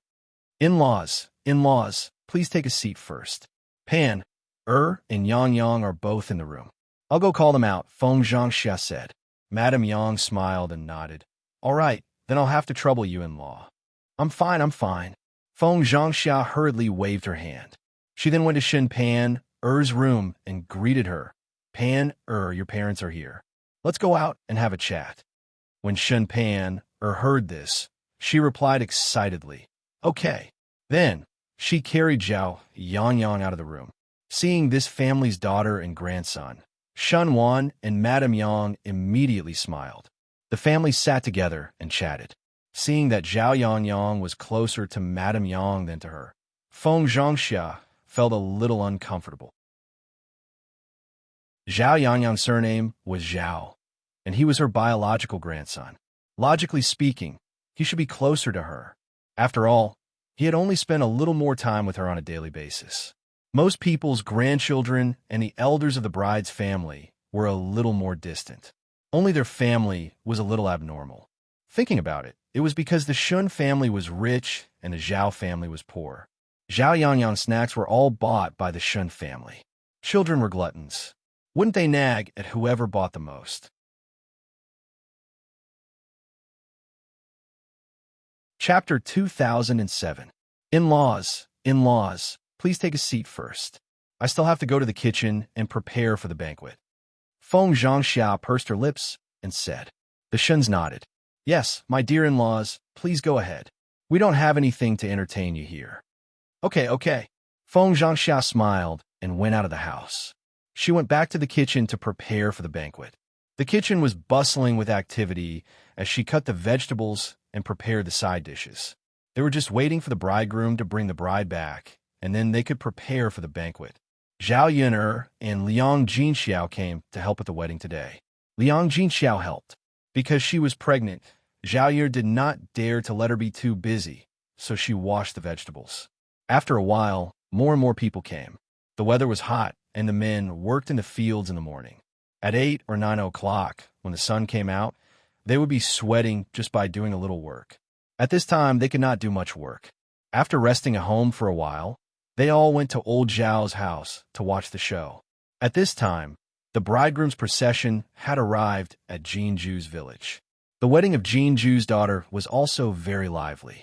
However, Mrs. Zhou did not treat Jinju very well usually. Everyone in the village was afraid that Mrs. Zhou, as a stepmother, would mistreat Jinju in the wedding. Therefore, many people in the village came to watch the show. They wanted to see what kind of family the bridegroom was and whether the marriage for Jinju was good. Mrs. Zhou also knew that it was difficult to be a stepmother. If today's wedding was not respectable enough, there would be gossip about her in the village. They would say that she was heartless and mistreated her stepdaughter. Although she did not care much about what others said, it did not feel good to be criticized wherever she went. Who did not want to have a good reputation? Jinju helped with a lot of work at home. If you mistreated Jinju in the wedding, you would really be criticized. Compared to directly bringing Jinju to others, earning temporary benefits, and ruining her reputation, Mrs. Zhou was more far-sighted. If he married Jinju to a good family, wouldn't she also be able to enjoy a good life in the future? Although Jinju was not her daughter, she was the daughter of her father. During the holidays, if Jinju missed her father, she would send some money and good things back. These things would also fall into her hands. Zhou Damei, you said before that you helped Jinju find a good husband. Is that true or false? In the courtyard of the Jin family, a woman in her 40s or 50s shouted at Zhou Damei. Zhou Damei's face sank. She knew that these people deliberately said this to see if it was true or not. If the in-laws who came today were not good, these people would definitely seize the opportunity to scold them. Of course it's true. My family's Jew is very satisfied. Even if it's not good, she'll still say it's good. Zhou Damei replied.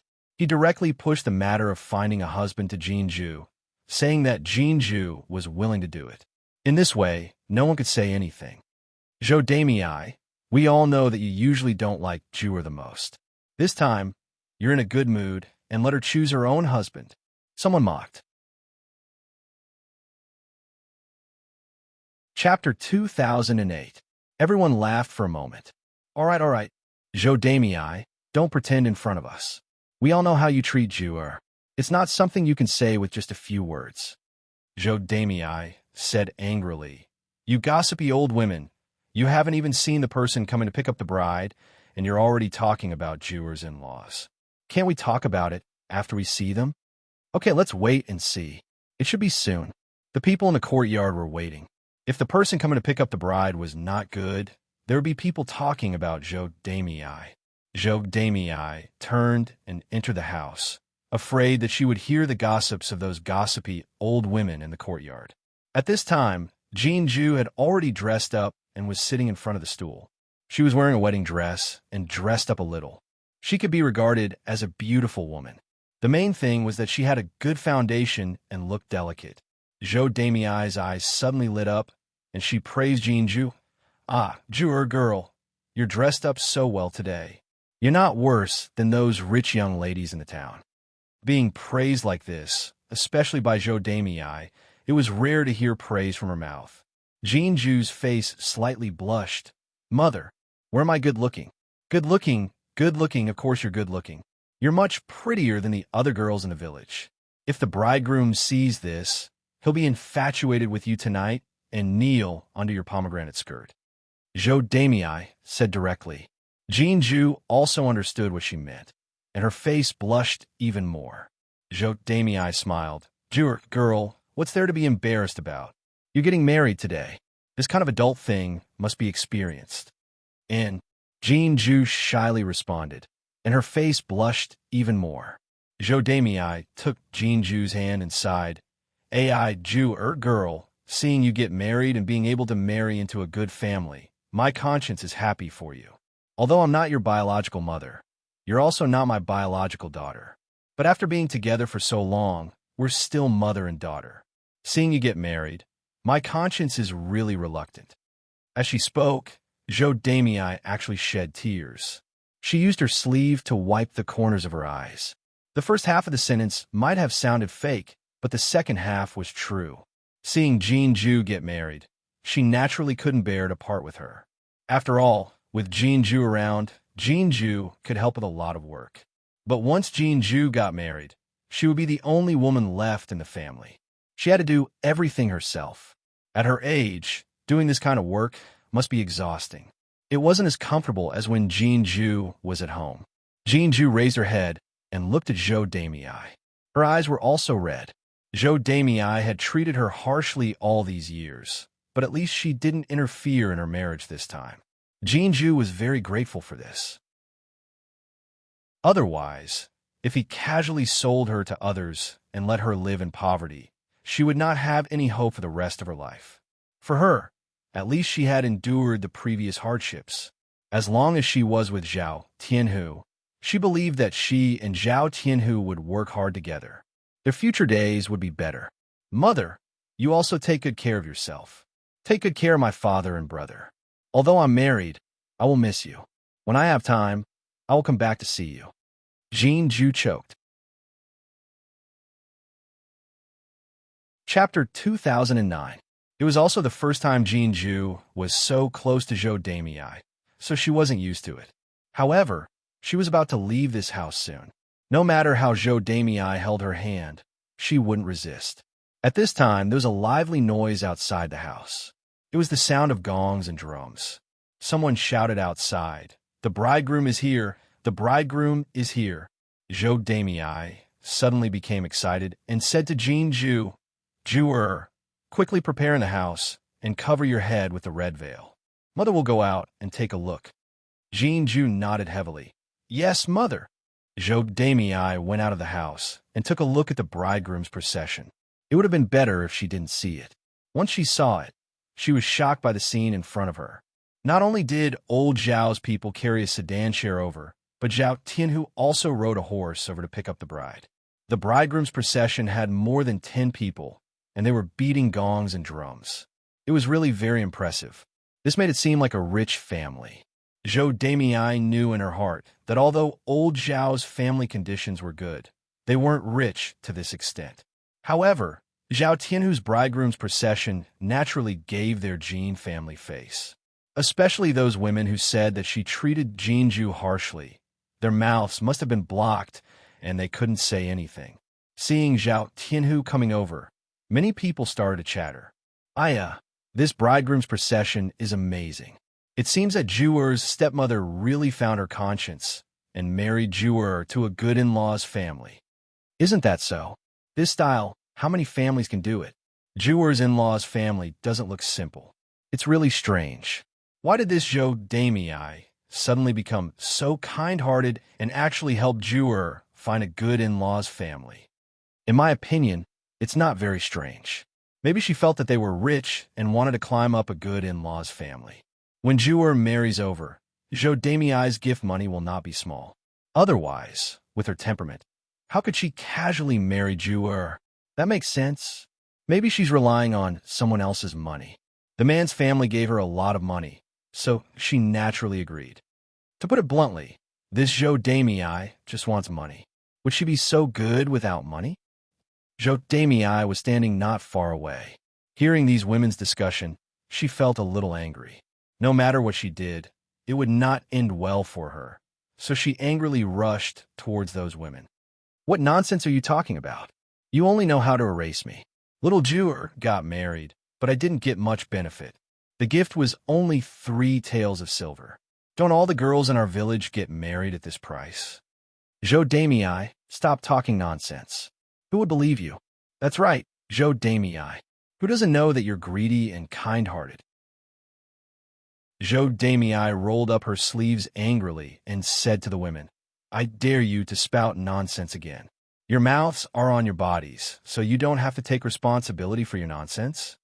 Seeing this, old man Jean hurriedly came over and said, Okay, don't say any more. Sisters-in-law, what Damei said is true. Our family really only asked for 3 taels of silver as gift money this time. Although Damei usually does something wrong, but this time, Ju really didn't lose out. Chapter 2010. This old man, Jean, usually likes to protect Zhou Damei and is a henpecked husband. Otherwise, Jean Zhu has suffered so many grievances since Zhou Damei married into the Jean family. As long as old man Jean can make the decision to help Jean Zhu can suffer a lot less. But now it seems that Jean Zhu's bitter days are coming to an end. This in-law's family is so big that it must be a good family. If Jean Zhu can marry into such a family, she will definitely be able to enjoy life in the future. Zhou Damei's face is sullen. Her mood is a little bad because of these gossipy old women. Old man Jean pats Zhou Damei's shoulder. Damei, you go to the house to accompany little Zhu. Later, you have to help little Zhu out. I will take care of the wedding party. Zhou Damei nods. Okay, then I will go in, Zhou Damei says, and turns to go into the house. An old man Jean walks towards the wedding party. The wedding party stops in the Jean family's courtyard. Zhao Tianhu jumped down from the horse's back and landed on the ground. Originally, he is very handsome after dressing up, but now, he looks even more handsome. Many young girls who come to join in the fun exclaim when they see Zhao Tianhu. Don't say, little Zhu is really lucky. The bridegroom has a dignified appearance and is extraordinarily handsome. There is no one more handsome than him in their village. Yes, I don't know how the Jean family found such a good marriage. Perhaps the heavens have blessed Jean Zhu lass. She has suffered too much over the years and has arranged a good marriage to compensate Jean Zhu lass. That is possible. Little Jean Zhu has suffered so much. She can't continue to suffer for the rest of her life. Those who say this are all women. Those young girls who are full of love are all envious. If only I can find such a husband when I get married. Yes, his family is rich and handsome. Marrying such a man must be very happy, right? AI, seeing such a man makes me want to get married. As soon as the young girl's words fell, a woman next to her heard and slapped the young girl's head. The young girl exclaims and says to the woman discontentedly, "Mother, what are you doing? Why did you hit me?" The woman's face is calm as she reprimands. What's wrong with hitting you? A 13 or 14-year-old girl is so shameless. Now you want to get married? Aren't you afraid of being laughed at? Mother, next time I hear you say these shameless things, see if I don't break your legs. The little girl bitterly shut her mouth, but reluctantly. She glances at Zhao Tianhu. She glances at her future husband to see Zhao Tianhu's appearance. Uncle, Zhao Tianhu was a little nervous facing old man Jean, so he smiled and called out. Old man Jean pretended to be angry and glared at Zhao Tianhu. You child, what are you calling me? Are you still calling me uncle today? Zhao Tianhu is stunned. Realizing that he called the wrong name, he shyly smiles and then calls old man Jean, Father. That's right. Old man Jean shows a satisfied smile. Chapter 2011. Coupled with the envious words he heard from the crowd, old man Jean felt that he had gained a lot of face. He was usually a prideful person. Now that his daughter was able to marry into a good family, others would definitely say that he was a good father. In-law, Zhao Wenshi stepped forward and greeted old man Jean. His son was getting married today, so Zhao Wenshi had specially changed into a new set of clothes. He was beaming with joy. Hi, in-law. Old man Jean also replied. Your family is so grand today. Old man Jean sighed. They must have spent a lot of money to make such a big show. However, the fact that the Zhao family was willing to spend this money was enough to show how much the Zhao family valued the Jean family. Zhao Wenshi smiled and replied, Of course, of course. The marriage of 2 children is a big event. We, the Zhao family, will naturally do what we can. Haha, yes. Wait a moment, the bride will be out soon. Old man Jean said with a smile. Hearing old man Jin's words, Zhao Tianhu nervously rubbed his hands and looked in the direction of the house. At this moment, he was especially looking forward to seeing what Jean Zhu looked like. Thinking about Jean Zhu's small face, he reckoned that she would be very beautiful today. At this moment, standing in the Jean family's courtyard and waiting, every second seemed to be prolonged. His heart was thumping nonstop. At this moment, Zhou Damei and Jean Zhu were also preparing in the house. Zhou Damei covered Jinju with the red veil, then said, "Little Ju, the groom is here. It's time to take you away." Jinju responded shyly. Zhou Damei smiled and said, "I saw the groom when I went out of the house just now. The groom is very handsome today. The young ladies outside are all envious of you." Jinju, who was under the red veil, couldn't help but blush. "Mother, Tianhu isn't that handsome." It wasn't like she hadn't seen him before. How could she not know what Zhao Tianhu looked like? Zhou Damei smiled and said, "Isn't that so, little Jua? As the saying goes, clothes make the man. He dressed up a little today, and he is indeed extraordinarily handsome. You didn't see it, but you'll know when you see it tonight." Speaking of the night, they would definitely consummate their marriage. Jinju felt a burst of shyness in her heart. Her hand tightly grasped the corner of her clothes. Zhou Damei continued, "Little Jua, this time, we came to pick you up and even prepared a bridal sedan for you. That child, Tianhu, came here on horseback. You're definitely the best person to marry in our village, the most glorious. Your father and I are proud of you." Zhou Damei's tone was somewhat emotional. Jinju was slightly startled when she heard this, but the red veil couldn't hide the smile on her lips. All right. Let's not talk about this anymore. Little Jinju, get ready to go." Zhou Damei helped Jinju up from the stool. A hint of reluctance emerged in her heart. Thinking of how she would have to do so much housework alone in the future, Zhou Damei's heart was extremely tired. Although she was a stepmother, Zhou Damei still had to put on an act. As soon as she sent Jinju out, Zhou Damei began to cry. "Oh, my little Ju, mother can't bear to see you get married. Little Ju, a married daughter is like spilled water. In the future, when you go to old Zhao's house, you have to remember to come back to see me and your father. Little Ju." Chapter 2012. When the surrounding neighbors and onlookers saw Zhou Damei's appearance, they all felt that Zhou Damei was putting on an act. At this moment, she was acting like her own mother. Usually, Zhou Damei didn't have any good attitude towards Jinju. This Zhou Damei is too good at pretending. I can't stand it anymore. But her tears are real. I think Zhou Damei really can't bear to let Ju get married. If Ju gets married, what good can she get? She can't take care of the whole family by herself.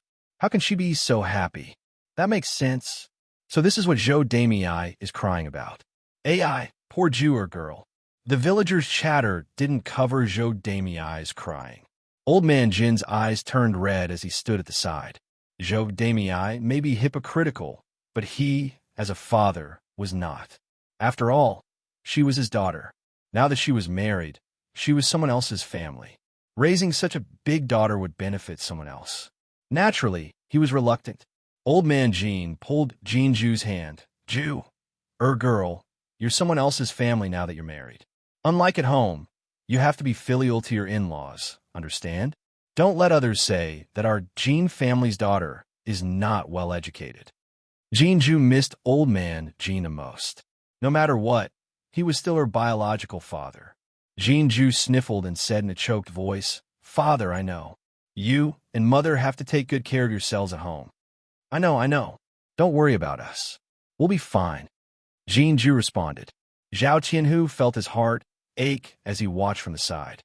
He swore to old man Jin, "Father, don't worry. Since Ju is married to me, I will definitely treat her well.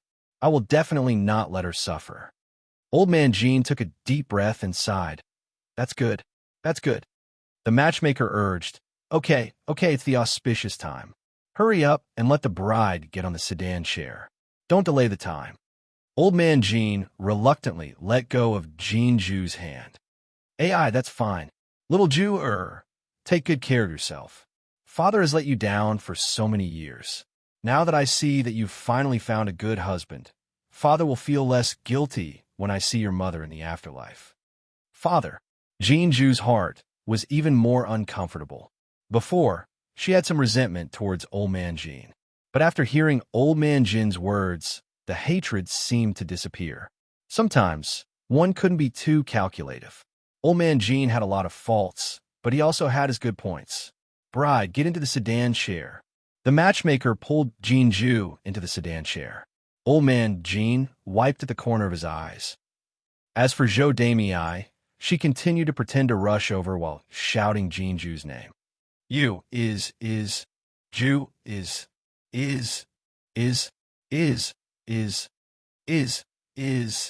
You crying like this? The child's heart must be uncomfortable. Zhao Tianhu hurriedly said to Zhou Damei, Mother, don't cry. I will bring Ju to see you often. Only then did Zhou Damei choke out a few words and respond. The matchmaker shouted, Okay, the auspicious time is here. Let's get up. Father, Mother, then I'm leaving. Zhao Tianhu said. Chapter 2013. Let's go. Old man Jean muttered. Zhao Tianhu leaped onto the horse's back again. Then the horse walked in front, and the people carrying the sedan followed behind. After a while, the group of people left in a grandiose manner. Looking at the backs of these people leaving, old man Jin's gaze was somewhat reluctant to move away. At this time, Zhou Damei also wiped away her tears. Okay, Ju-er's mother, go busy yourself with the banquet. Our family's banquet can start now. Okay, Zhou Damei replied. The banquet will be busy for a while. Naturally, she couldn't handle it alone. She gave some money and invited a young wife in the village who knew how to cook. She let her cook for a while and called a few people to help her. Otherwise, this banquet wouldn't be able to be held at all. The people who came to drink today were all from the village and some relatives. The banquet could more or less earn some money. The wedding procession rushed in the direction of old Zhao's house. Zhao Tianhu sat on the horse's back, turning his head to look back from time to time. At this time, Jean Ju was sitting in the sedan with a red veil on her head. He didn't have a chance to look at Jean Ju even if he wanted to. He could only resentfully look away. At old Zhao's house, after waiting for some time, the wedding procession finally brought the bride back. Suddenly, the village was filled with lively voices. Someone shouted, The bride is here! The bride is here! The adults stretched their heads to look, but the children rushed out immediately. Usually, on wedding occasions, they would sprinkle candy. Children love the candy, so naturally, they would be greedy for the candy that was sprinkled. The people of the first branch were more prideful, so this time, they weren't stingy and bought a lot of candy. Seeing the children rushing over, Zhao Wenshi grabbed a handful and scattered it on the ground. The children immediately rushed up to snatch it. Today, Zhao Wenshi saw the envious eyes of others along the way and felt even more proud. At this time, he was very happy. The sisters-in-law in the kitchen stopped what they were doing and came out to join in the fun. Although old Zhao's family had also held a wedding in the past, it was always a marriage of a daughter. This time, Zhao Tianhu married another family's daughter. The situation was different. Because it was different, everyone was happy and came out to join in the fun. Feng Zhangxia was the happiest. Now that Zhao Tianhu had married his wife, her family had nothing to worry about. Their lives were getting better and better. Zhao Yin'er didn't know about the customs of the ancient country people, so she found it very interesting.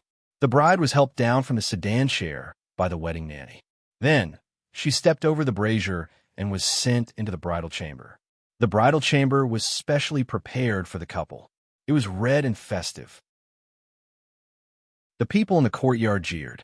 After the commotion, they found a stool and sat down, knowing that the banquet was about to begin.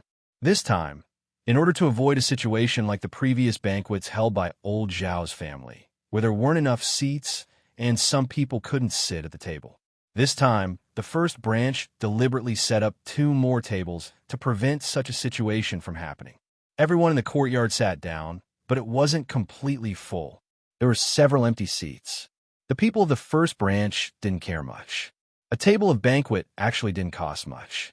They got so much money from Zhao and Shui and still had a lot of money left. This kind of joyous occasion had to be held grandly and respectfully to give the first branch face. Chapter 2014. Zhao Yin'er was already very skilled at cooking and matching dishes. After a while, dishes were placed on the table. Zhao Wenshi was about to set off the firecrackers, which meant that the banquet was about to begin. Because he was blown up by the firecrackers last time, Zhao Wenshi was also a little traumatized by them this time, so he asked others to help him set them off. Fortunately, everything was fine, and the banquet started smoothly. At this time, Zhao Wenshi was lying in the room. Last time, he was seriously injured. After Zhao Ping left, he fainted directly on the bed and didn't get up for a long time. Later, Hua Chunhua couldn't stand it anymore.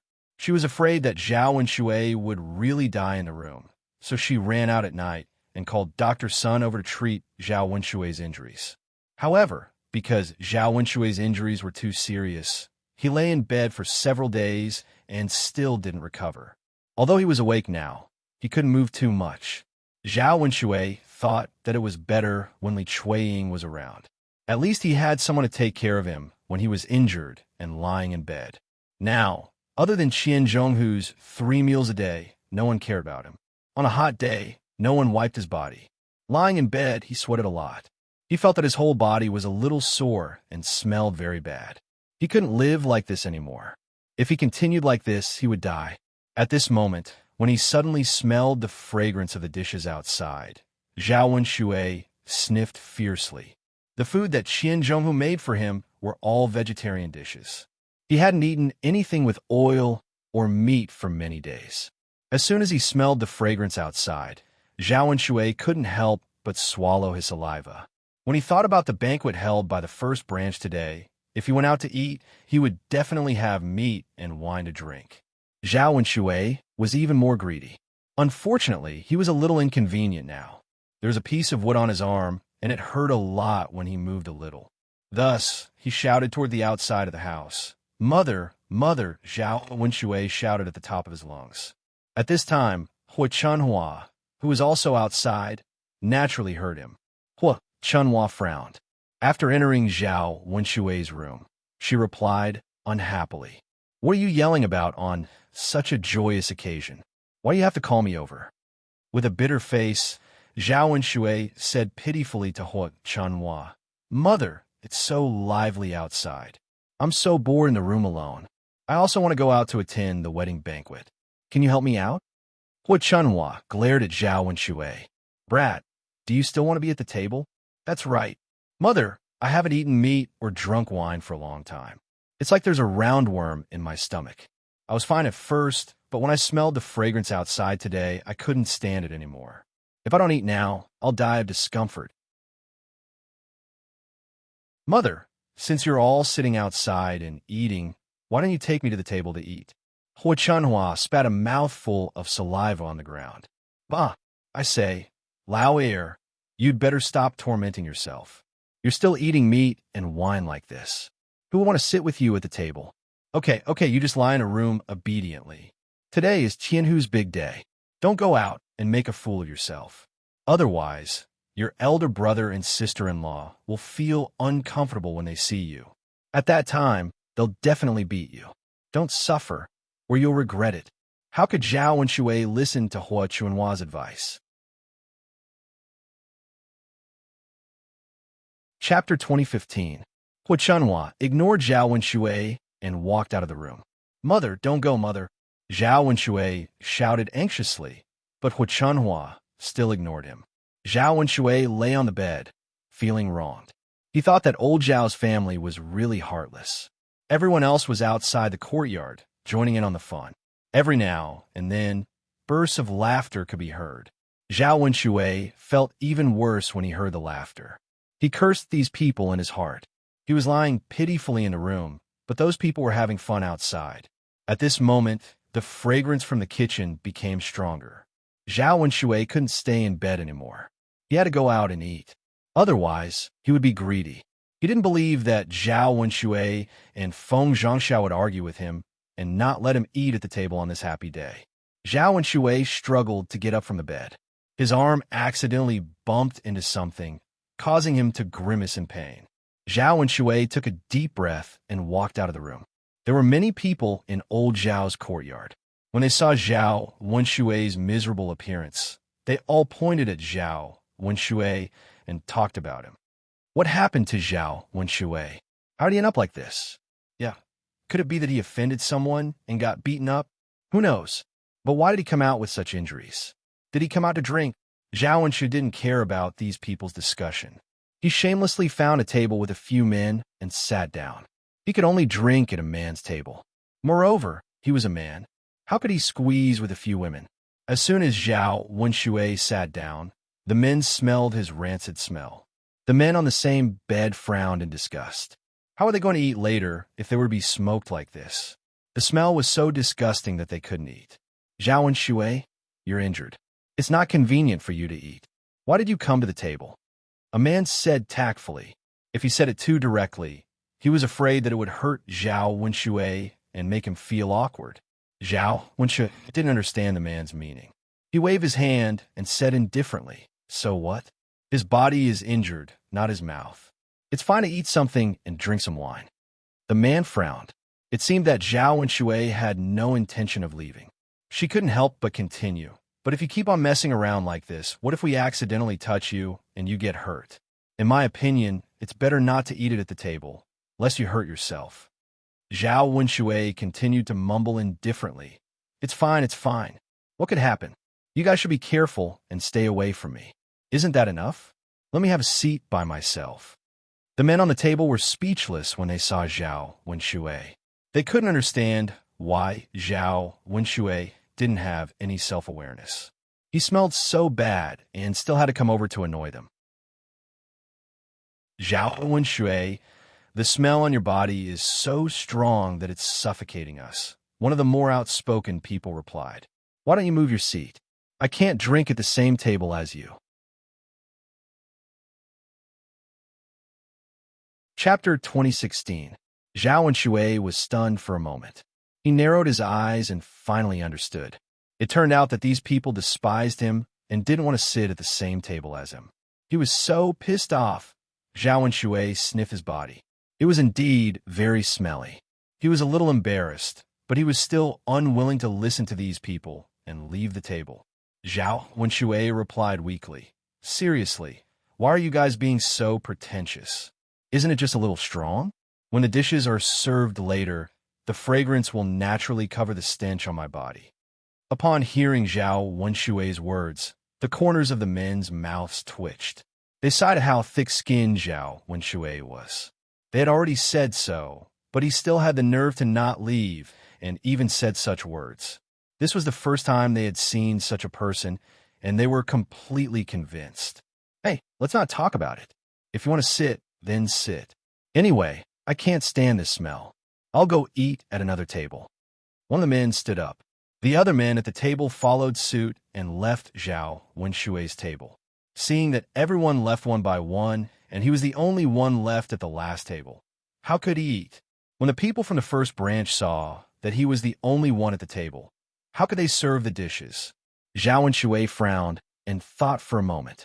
In the end, he decided to forget it. It was boring to eat alone at a table, so he would also change tables. Since the others despised him, it seemed that he could only sit at the same table as his family. Zhao Wenshui stood up and looked around. Finally, he saw Zhao Wentao, Zhao Wenhua, and Zhao Baoshan sitting at the same table. Bearing the risk of being scolded, Zhao Wenshui slowly moved his feet. Then, he sat down shamelessly. Old Zhao's family was stunned when they saw Zhao Wenshui. Zhao Baoshan frowned and asked, "Second brother, what are you doing here? Hurry up and get in the house." Zhao Wenshui smiled embarrassedly. "Father, isn't today Tianhu's wedding day? As the second uncle, I definitely have to come out and join the fun. I'm just happy for him." Zhao Baoshan now knew Zhao Wenshui very well. He snorted coldly and rolled his eyes at Zhao Wenshui. Okay, don't make so many excuses. Who doesn't know what you're doing out here?" Zhao Wenshui's smile became even more wicked. "Dad, I haven't drunk for a while. It's so lively today. You're all drinking, leaving me alone in the room. I definitely can't help but want to come out and have a few drinks with you." As soon as Zhao Wenshui finished speaking, Hu Chunhua started scolding him. "Second brother, you really don't know what you're doing. The doctor said that you can't drink or eat spicy things. Otherwise, the medicine you take won't be so effective." Hu Chunhua originally thought that it would be fine if she ignored Zhao Wenxuei. Who knew that Zhao Wenxuei would be so thick-skinned as to sneak out and sit at the banquet table. Zhao Wenxuei didn't get angry at Hu Chunhua's scolding. Instead, he smiled fawningly and said, "Mom, it's okay. I don't usually eat spicy things. I just ate a little today. What's the big deal? You're just too nervous and making a fuss over nothing."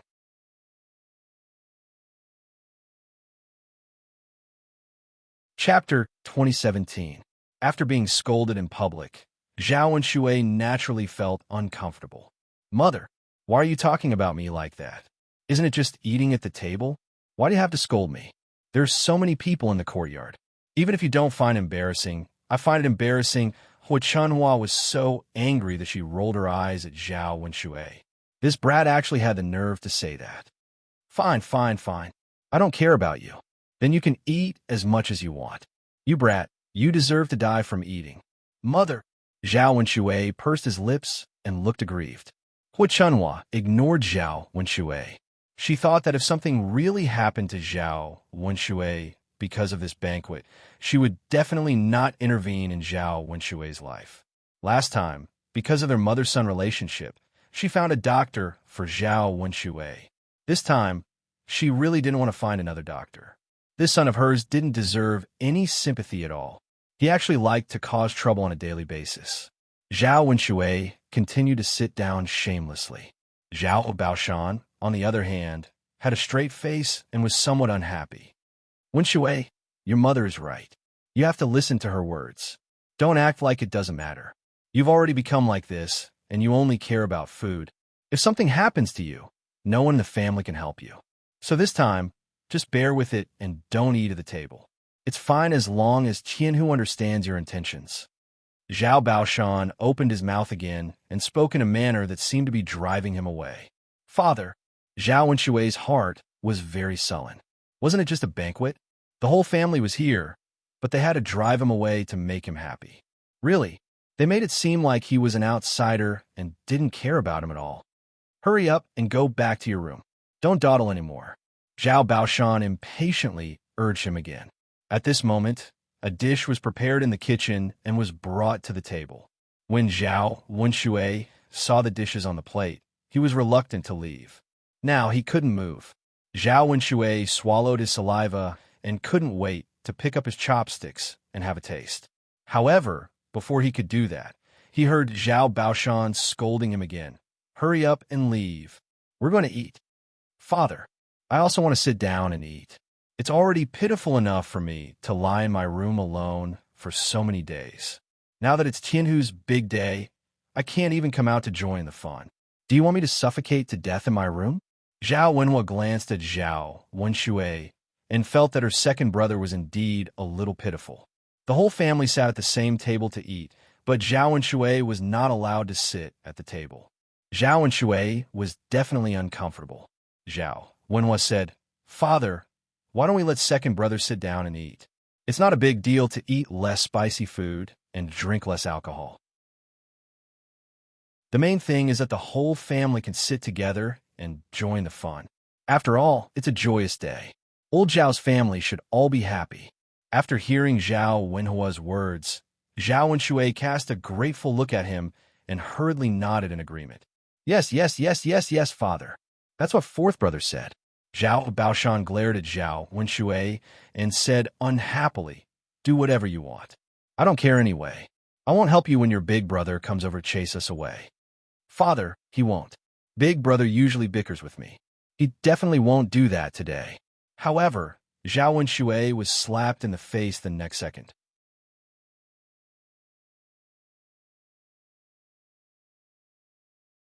Chapter 2018. Big Brother. Zhao Wenxuei looked into Zhao Wenshi's gloomy eyes and felt a little scared. He had been punched by Zhao Wenshi before, so he knew how powerful Zhao Wenshi was. As soon as Zhao Wenxuei saw Zhao Wenshi, he could not help but feel a little scared. "Hurry up and leave. Do you want me to chase you away with a stick before you leave?" Zhao Wenshi continued to scold him. Zhao Wenxuei smiled fawningly and said, "Big brother, I know you're not happy to see me, but don't be angry with me. Today is Tianhu's big day. Don't be so calculative with me. What does my Tianhu's big day have to do with you? Zhao Wenshi retorted angrily. Zhao Wenshui said embarrassedly, of course it has something to do with me. Big brother. I'm Tianhu's second uncle. How can it have nothing to do with me? Zhao Wenshi snorted and said, what kind of second uncle are you? Hurry up and get lost. Zhao Wenshi said mercilessly. Of course, in his heart, he did not acknowledge Zhao Wenshui as his brother. Ever since Zhao Wenshui laid his hands on his wife, he treated Zhao Wenshui as if he did not exist. In the past, even if Zhao Wenshui did something worse than a beast, he would still take into account their brotherhood. However, Zhao Wenshui's perverted hands reached out to his wife. As long as he was a man, he would not tolerate such a thing happening. Zhao Wenshui was slightly stunned. Why was Zhao Wenshi's reaction different from what he had imagined? Big brother, let's talk nicely. It's just a banquet. Before Zhao Wenshui could finish speaking, Zhao Wenshi had already picked up the stick on the ground and swung it at Zhao Wenshui. Zhao Wenshui hurriedly dodged. When he saw that he had dodged, he heaved a heavy sigh of relief in his heart. If he was hit, it would be terrible. He was already injured, so he would definitely be crippled. After recovering from his shock, Zhao Wenshi chased after him with a stick. Are you going to leave or not? Zhao Wenshui was so scared that he hurriedly said, Big brother, stop hitting me. I'll get out of here. With that, Zhao Wenshui limped back to his room. Seeing Zhao Wenshui's back disappear, Zhao Wenshi's anger dissipated. This shameless guy actually had the nerve to come out. If it weren't for the fact that they were holding a wedding today, and he didn't have a chance to make a scene in front of so many people, he wouldn't be able to rest if he didn't give Zhao Wenshui a good beating. After Zhao Wenshui left, the banquet table continued to be lively. Zhao Yun'er was in charge of cooking in the kitchen, and the dishes were served one by one. Due to the delicious food and wine, everyone in the courtyard began to eat in a lively manner. As the groom, Zhao Tianhu inevitably had to be toasted by table after table. The villagers were usually very idle, so when it came to such a joyous occasion, they naturally wanted to liven things up. Everyone held a jar of Zhao Tianhu's wine. Zhao Tianhu was an honest person. After others toasted him, he was too embarrassed to refuse, so he directly gulped down cup after cup of wine. Fortunately, he usually had a good tolerance for alcohol. If it were an ordinary person, they would have been drunk and passed out on the ground. Feng Zhangxiao was busy in the kitchen while looking at Zhao Tianhu worriedly. When she saw that Zhao Tianhu drank so much wine, she was very worried. She hurriedly walked out and pulled Zhao Wenshi aside. Tianhu's father, you have to stop others from toasting. Tianhu drank so much that it will hurt his body. Hey, Tianhu's mother, today is just for fun. You can't refuse a toast, right? Chapter 2019. Feng Zhangxiao was still worried about her son, so she reminded him repeatedly. Zhao Wenshi could only reply, Okay, I got it. But she wants Tianhu to drink. I'm just afraid that as his father, she won't be happy if I help her drink. Feng Zhangxia's face was colored with a hint of worry. Drinking too much wine would cause problems. They still had to consummate their marriage at night. If he drank too much and passed out, how could they continue? This isn't a good idea, then think of a way. While the two of them were frowning and meditating, Zhao Yun'er came over and said, What's so difficult about this? Can't we just change the wine in second cousin's wine pot to water? At most, he'll just drink a few more cups of water. Zhao Wenshi and Feng Zhangxiao were slightly stunned. After hearing Zhao Yun'er's words, they suddenly felt that they were too naive. Sometimes, one had to be sly and not be too honest. But what if the wine in the wine pot doesn't smell like wine? Won't we be discovered? Zhao Wenshi was a little worried. People like them who drank wine often knew that when pouring wine, they would smell the fragrance of wine. If it was plain water, they might be suspicious if they couldn't smell it. Zhao Yun'er smiled. That's easy. Add some water to the wine. This way it won't smell like wine and it won't be easy to get drunk. After hearing Zhao Yun'er's words, Zhao Wenshi and Feng Zhangxiao were enlightened. This method was indeed good and feasible. Hence, when Zhao Tianhu was about to finish the wine pot in his hand, he hurriedly took out another wine pot and poured a lot of water into it. Then he brought it in front of Zhao Tianhu and asked Zhao Tianhu to hold the diluted wine pot and toast everyone. This time, because the alcohol content in the wine was reduced by a lot, Zhao Tianhu didn't get too drunk even though he drank a lot. After 3 rounds of wine, almost everyone in the courtyard had eaten and drunk well.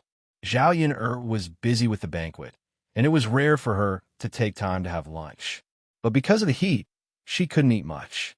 Thinking that the bride was still waiting in the bridal chamber and must have not eaten at this time, Zhao Yin'er thought about sending some food to the bride. Otherwise, she would be hungry after waiting for such a long time. Unfortunately, the bride's veil could only be removed by the groom during the bridal chamber, and no one else could do it. With a red veil covering the bride's head, it was impossible to eat. Zhao Yin'er silently planned to hide more snacks in her sleeves when she got married in the future. That way, she could use these snacks to fill her stomach when she was hungry. After the people in the courtyard finished eating, they dispersed. However, as the man, in addition to lunch, he also had to entertain his family at night. Old Zhao's family members had to be well entertained. After dinner, the banquet would be over, and then they would enter the bridal chamber. The banquet in the evening was easy to prepare. There were so many leftover dishes in the afternoon, so they just had to be reheated in the evening. Eating together as a family was not so particular, unlike eating with outsiders. At that time, Zhao Yin'er's family would also come to join the fun. Of course, this was for Zhao Tianhu's sake. If it was someone else's wedding, she would probably be too lazy to join in the fun. Old Zhao's family was still sitting in the courtyard, watching another grandson get married. Zhao Baoshan was also very happy. At noon, he drank a lot of wine and was drunk.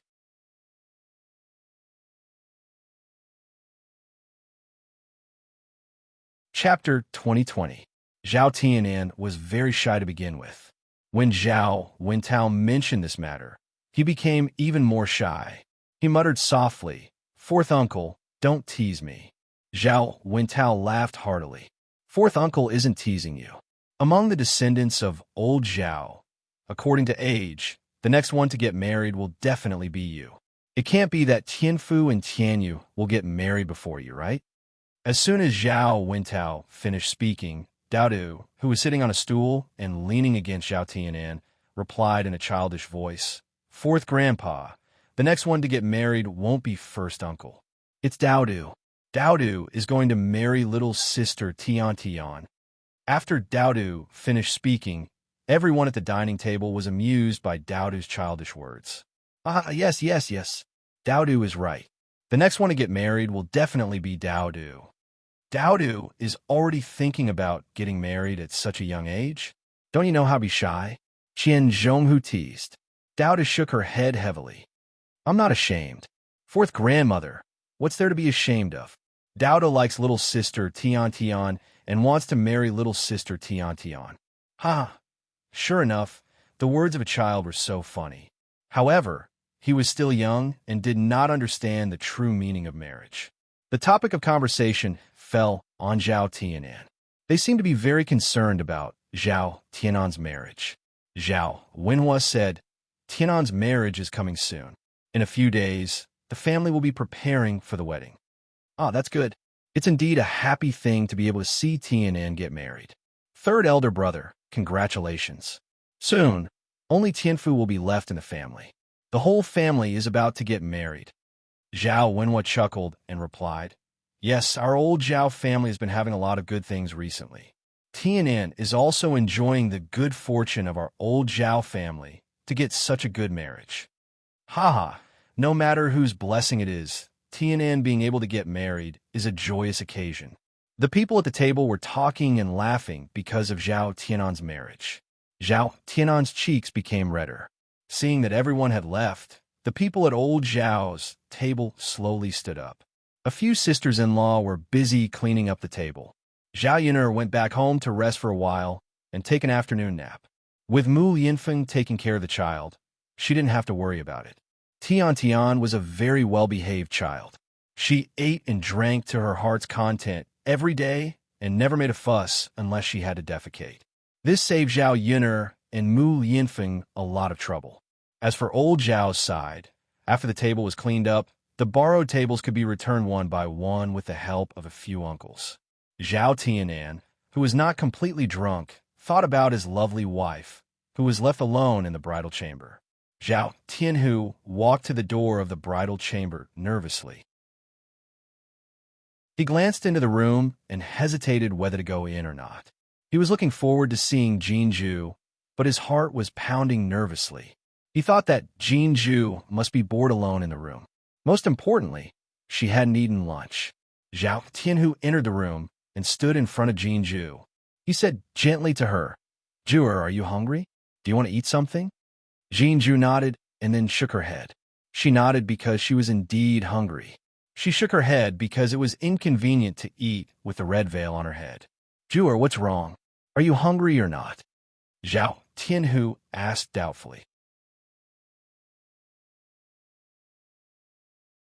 Chapter 2021. Zhao Tianhu replied foolishly, "Then I'll just take it off." Taking off the veil on Jinju's head would allow him to see Jinju's dainty appearance today. He couldn't wait to take a look and let Jinju see her current handsome appearance. "You can't," Jinju replied shyly. "Why is that? The two of us are getting married. If we take off the veil now, it will be inauspicious. Wait for the night. You can only take it off during the wedding night." Under the veil, Jinju's face was extremely red. Thinking of the wedding night, Jinju's heart was nervous. Zhao Tianhu was about the same. When he heard the words wedding night from old man Jin's mouth, his ears turned red, but he was somewhat looking forward to it. He wanted to do that with Ju'er. She was his wife, so the two of them could do the wedding night. Then we'll wait until the wedding night to reveal it. Zhao Tianhu stuttered a little. Because he was nervous, he clutched the corner of his clothes, secretly looking forward to the arrival of the night. And Jinju also responded.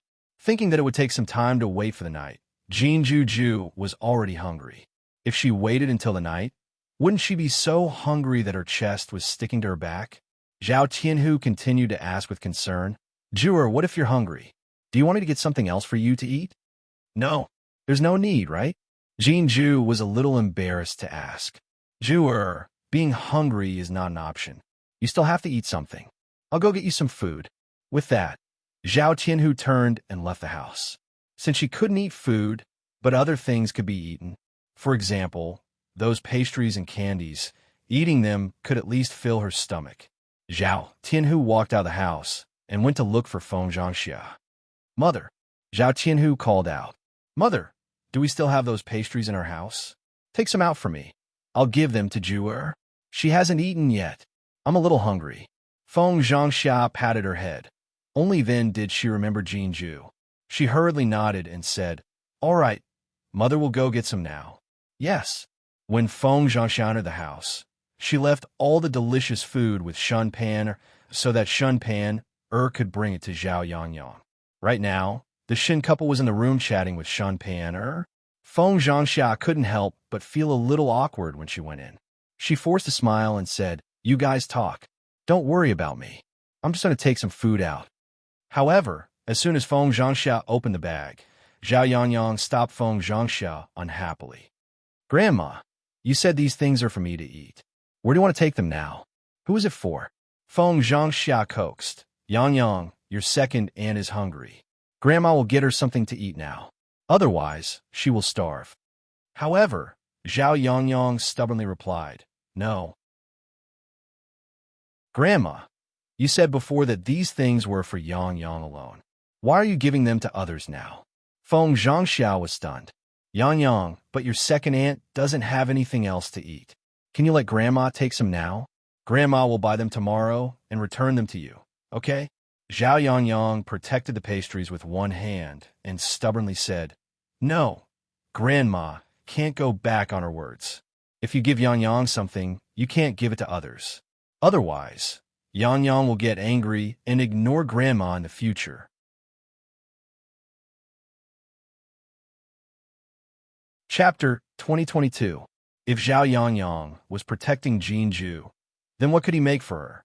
Grandma, go away, go away. Zhao Yangyang pushed Feng Zhangxia, wanted to chase her out. Feng Zhangxia furrowed her brows, feeling a little uncomfortable. Her gaze landed on Shun Pan. As the saying goes, a father's fault is a father's fault. Now that Zhao Tianlong wasn't home, he couldn't educate Zhao Yangyang. Shun Pan must have not taught him well for him to treat her like this. Pan, talk to Yangyang. She listens to you more. I'll make some food for your second sister-in-law. Otherwise, she'll definitely be starving tonight. After Shin Pan heard this, she felt a little uncomfortable. Before Jinju married into the family, Feng Zhangxia only favored her. Now that her second sister-in-law was here, with Feng Zhangxia's personality, she would definitely give Jinju half of the love and care she gave her. Although she felt uncomfortable, Shun Pan didn't show it on her face. Instead, she greeted Zhao Yangyang. Yangyang, give it to your grandma. Grandma and Grandpa brought a lot of good food for you today. You definitely won't be able to finish it. Be good and listen to your mother, okay? Madame Yang and Shunwan nodded and coaxed Zhao Yangyang. Yes, Yangyang. Grandpa and Grandma brought a lot of good food for you. It'll be enough for you to eat for a while. When you're done eating, have your mother bring you to Grandpa and Grandma to prepare some more for you. After hearing Madame Yang and Shunwan's words, Zhao Yangyang made a sound of agreement. Yes, yes. Then Yangyang will eat the food Grandpa and Grandma brought. Grandpa and Grandma are the best. Zhao Yangyang smiled and ran over to Madame Yang and Shunwan. Feng Zhangxia felt a little stuffy in her chest. She glanced at Zhao Yangyang and scolded him in her heart. This little brat didn't even know who he should be close to. Madame Yang and Shun were just outsiders. Since he was her grandson, he should be closer to her. She was so good to him, but she couldn't bear to eat anything and stuffed everything into Zhao Yangyang's mouth. Now, Zhao Yangyang was great.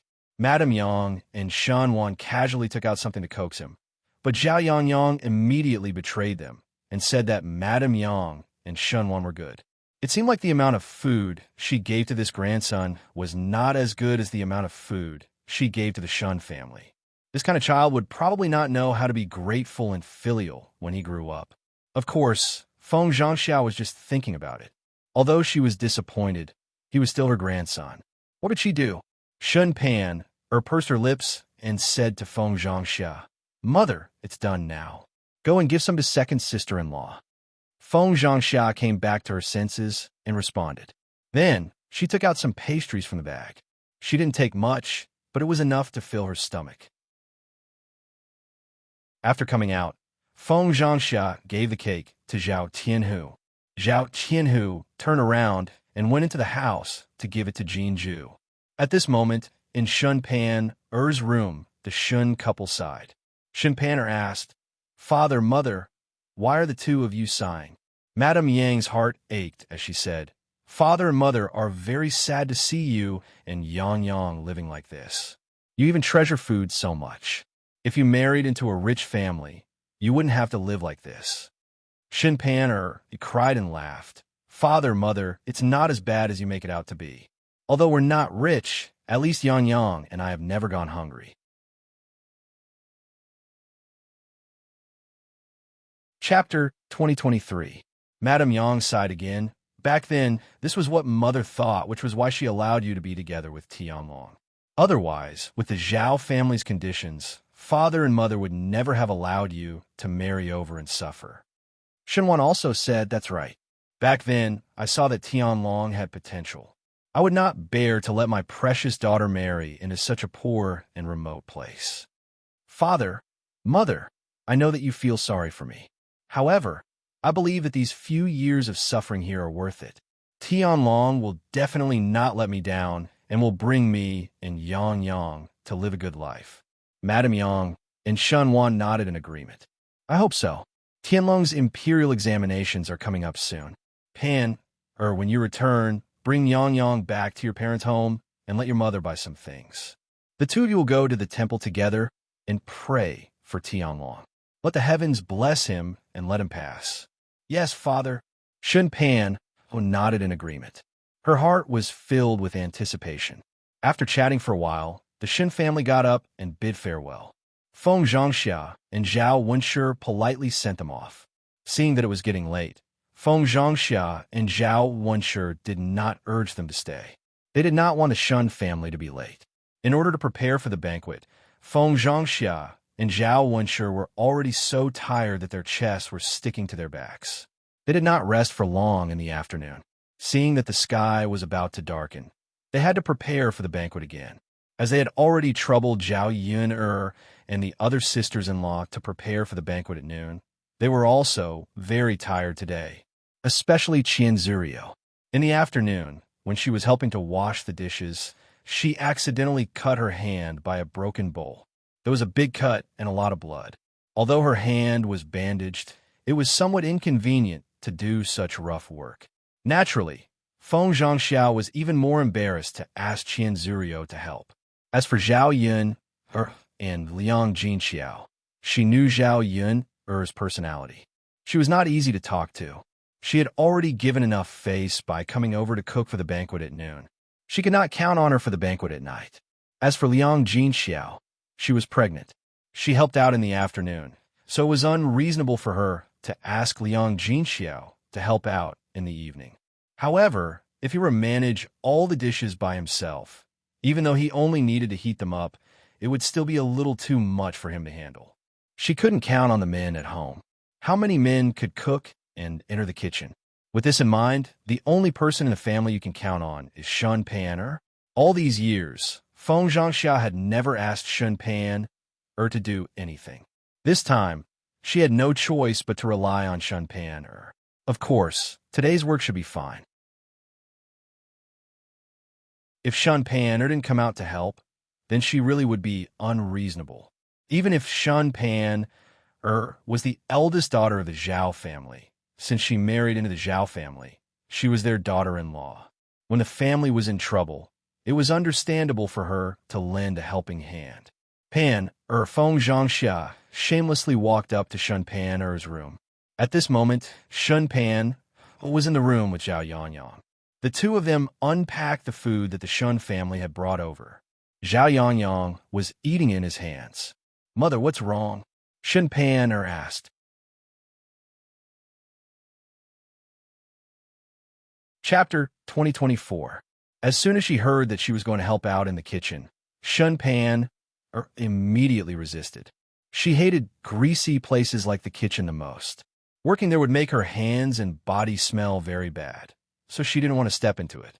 Fortunately, after so many years in old Zhao's house, the number of times she did housework could be counted on one hand. She didn't expect Feng Zhangxia to take the initiative to ask her to help out this time. Shen Pan's expression didn't look too good. She replied reluctantly, "Mother, I still have to take care of Yangyang. If I help out, what will happen to Yangyang?" Feng Zhangxia smiled and said, "Yangyang can be taken care of by your father. Your father will be fine." Shen Pan was still a little unwilling. "Mother, why don't you ask father to help? How can that be? Your father is a man. How can he help out in the kitchen?" Feng Zhangxia said sternly. "But mother," Shen Pan was about to decline when Feng Zhangxia said, "Pan, I only came to you because I have no other choice. I don't usually ask you to do any housework. I only called you because I don't have enough manpower. After today, I won't ask you to do any more housework. You can't be unwilling to do it even once, right?" Since Feng Zhangxia had already said this, if she still refused, Feng Zhangxia would blame her to death. She wasn't afraid of anything else, but she was afraid that Feng Zhangxia would say bad things about her in front of Zhao Tianlong. She would say that she was arrogant and didn't know how to be filial to her in-laws. Zhao Tianlong placed the most importance on filial piety. She didn't want to affect her image in Zhao Tianlong's heart. Only then did Shen Pan respond reluctantly. "All right then, mother. I'll come out and help out." Feng Zhangxia's stern expression eased a little. If Shen Pan insisted on not coming out, she would definitely be unhappy. It was true that Shen Pan was the eldest daughter of the Shen family. She couldn't be arrogant in front of her mother-in-law. Sometimes she had to know her place. As a daughter-in-law, she had to do what a daughter-in-law should do. The mother-in-law and daughter-in-law busied themselves in the kitchen. Because she was unwilling, Shun Pan was a little slow when she worked. When she saw the dust on her pink dress accidentally smeared on the wall and stained it, Shun Pan's heart immediately ached. Seriously, she had dirted her clothes just by doing some work. Didn't she know how much the clothes cost? Shun Pan's face was filled with melancholy as she prayed that this would be the last time she did housework. If she had to do it again, she definitely wouldn't do it again. In the end, it was all her sister-in-law's fault. If she hadn't married him, how could so many things have happened? When the banquet was ready, old Zhao's whole family came over.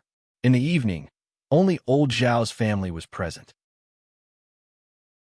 They chatted and laughed at the dinner table, and time passed quickly. Without the outsiders forcing them to drink at noon, Zhao Tianhu took the initiative to toast the elders because he was happy. Naturally, the wine he drank was not watered down. Feng Zhangxia and Zhao Wenshi didn't stop them because they didn't drink much and were drinking with their elders. Instead, they were very happy. Not long after, the whole family drank a lot of wine. After the banquet, they went to the bridal chamber. When Zhao Tianhu heard that they were going to the bridal chamber, his face immediately turned red and he was extremely shy. He looked at old Zhao's family members pleadingly and said, "Why don't you stop fooling around? Can I drink a few more glasses of wine with you?"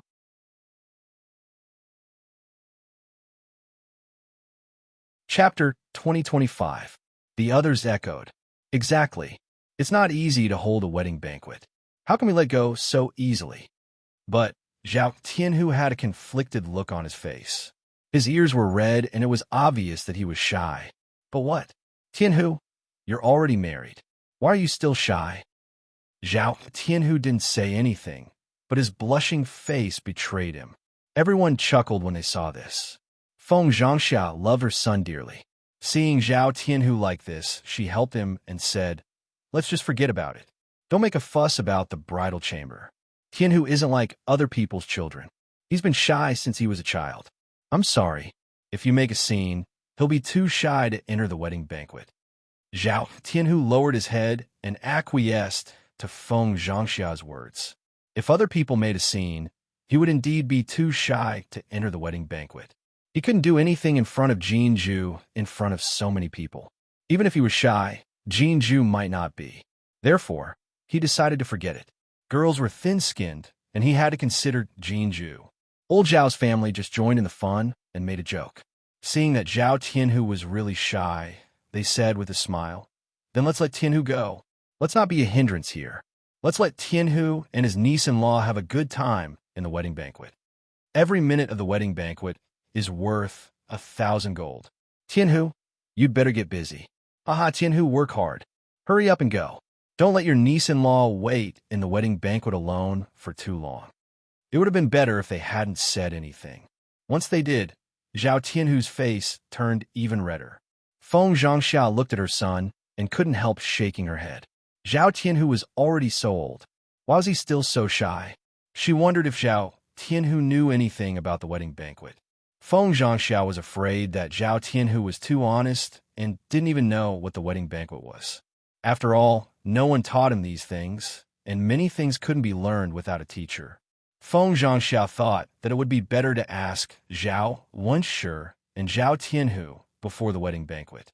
After Zhao Tianhu knew about the wedding banquet, she could hold her grandson sooner. Old Zhao's family talked for a while. Zhao Baoshan, Hua Chunhua, and the fourth branch's family. Zhao Yun's family.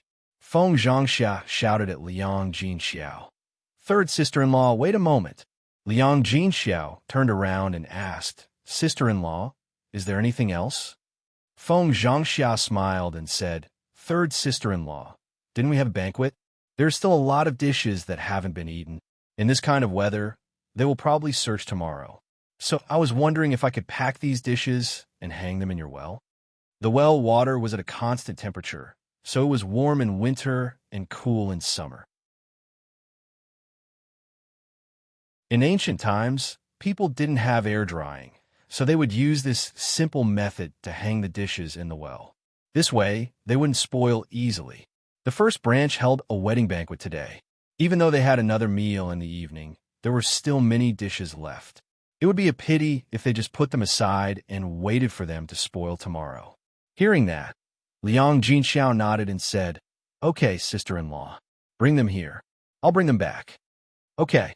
Seeing that Liang Jinxiao agreed, Feng Zhangxiao was very happy. She hurriedly turned around and went into the kitchen.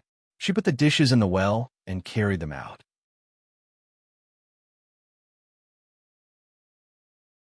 Chapter 2026.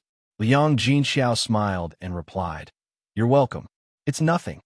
"That's right. If third sister-in-law doesn't help, these dishes will go to waste. If they go bad, they definitely can't be eaten. If they go bad, they'll get upset easily. Of course, they can't be eaten. Third sister-in-law, your family is lucky to have a well. Not only is it convenient to use water, but it's also easy for the dishes to go bad in this weather." Liang Jinxiao smiled and agreed. There weren't many families in the village who dug wells. Digging a well required a lot of manpower, and it would cost a lot of money. Thus, ordinary families wouldn't be willing to spend money on this and basically wouldn't dig wells. Now that the third branch was well off, they definitely wouldn't dig wells. The third branch took the food that the first branch gave them and went back. Now that the sky was dark, they couldn't see the road outside very clearly. Only Zhao Wenhua lit a lantern in front of the family, which reflected some light. Because Liang Jinxiao was pregnant, she was very careful in doing things. Zhao Yun reminded Liang Jinxiao, "Mother, let father support you. It's dark on the road and you can't see clearly. Don't be careful and accidentally fall." Pregnant women couldn't withstand the torment, especially an older pregnant woman like Liang Jinxiao. If she accidentally fell, it was very likely that she would lose the child in her belly. Naturally, she had to be very careful at this moment. After hearing Zhao Yun's words, Zhao Wenhua reached out and touched Liang Jinxiao's hand. She said to Liang Jinxiao, "Yun is right. You have to be careful. You can't take a fall." Liang Jinxiao saw that Zhao Wenhua was holding her hand tightly. She couldn't break free even if she wanted to. A blissful smile appeared on Liang Jinxiao's face when she thought about how worried her husband and daughter were about her. She didn't say anything and let Zhao Wenhua lead her forward. In fact, although they were walking at night, the moonlight was very bright and they could still see the road clearly. She often walked at night, so how could she be so delicate and weak? She immediately fell down. However, in order not to let Zhao Wenhua and Zhao Yun worry, she obediently cooperated and didn't say anything. Dao followed beside Zhao Yun. He glanced at Zhao Wenhua and Liang Jinxiao. Then he looked at Mu Yinfeng and said, "Father, hold mother's hand. Don't let mother's hand. Mother's hand.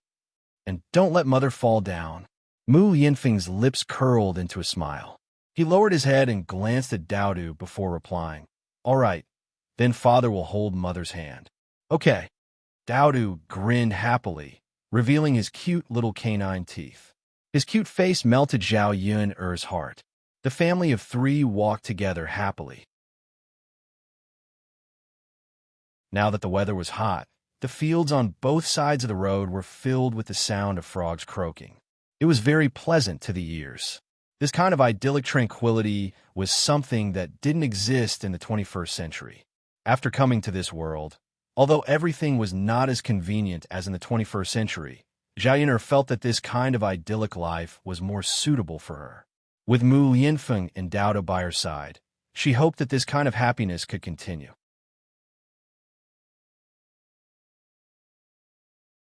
Chapter 2027. Zhao Yun looked up and saw a bright firefly flying in the night sky not far away. The last time she saw a firefly was when she was a child, and she never saw one again after she grew up. After seeing it at this moment, Zhao Yun's eyes also revealed a touch of amazement.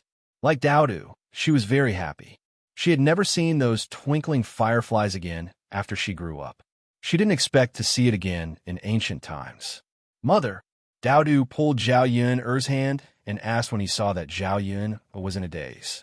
A smile appeared at the corner of Zhao Yun's mouth, and then she patiently explained to Lil P, that's not a star falling from the sky. That's a firefly." "Firefly?" Dowdu asked softly. Yes, it's called a firefly. Isn't it beautiful? It naturally glows, and it appears in this season. Zhao Yun explained to Dowdu. Dowdu tilted his little head and listened attentively. He then looked at the firefly flying around with a face full of joy. His black eyes turned back and forth, reflecting the moonlight like stars in the sky. This child was unbelievably beautiful. Only Mu Lianfeng's good genes could give birth to a cute boy like Dowdu. Seeing that it was getting late, Zhao Yun patted Dowdu's head and said, All right, Dowdu, let's go home. Dowdu looked at the firefly reluctantly and muttered, I really want to bring them back. Too bad they're flying in the sky, and I can't catch them. After he finished speaking, Dowdu's eyes sank, and his eyes revealed a sense of loss and sadness. Mu Yinfeng saw this and smiled at Dowdu. Dowdu, do you want to catch them? Yes.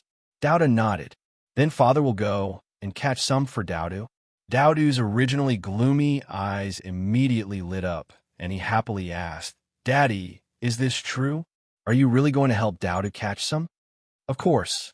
After Mu Yinfeng finished speaking, he gently leaped into the air. Dowdu stared at Mu Yinfeng. He watched as Mu Yinfeng elegantly turned around in the air, grabbed the air in front of him, and then gracefully landed on the ground again. His small eyes looked at Mu Yinfeng with admiration. Look, Mu Yinfeng stretched out his palm, and a few fireflies flew out from his palm. Wow! Dowdu cried out in surprise. His little face was filled with pleasant surprise. Father, they flew away. Seeing the fireflies fly higher and higher, Dowdu became anxious. Mu Yinfeng teased Dowdu's little face, and then comforted him. It's okay, Dowdu. Father will catch some more for you. Yes, yes. These fireflies couldn't be held in the palm of his hand, so Zhao Yun took out a pouch and asked Mu Yinfeng to put the fireflies he caught into the pouch. After putting them into the pouch, the light emitted by the fireflies could still shine through the pouch, making it look bright. Mu Yinfeng leaped again, caught a lot of fireflies, and put them into the pouch. Then, he handed the pouch to Dowdu. Here for you. Dowdu happily took it and smiled at Mu Yinfeng. Thank you, Father. You don't have to be so polite with Father. Yes, yes.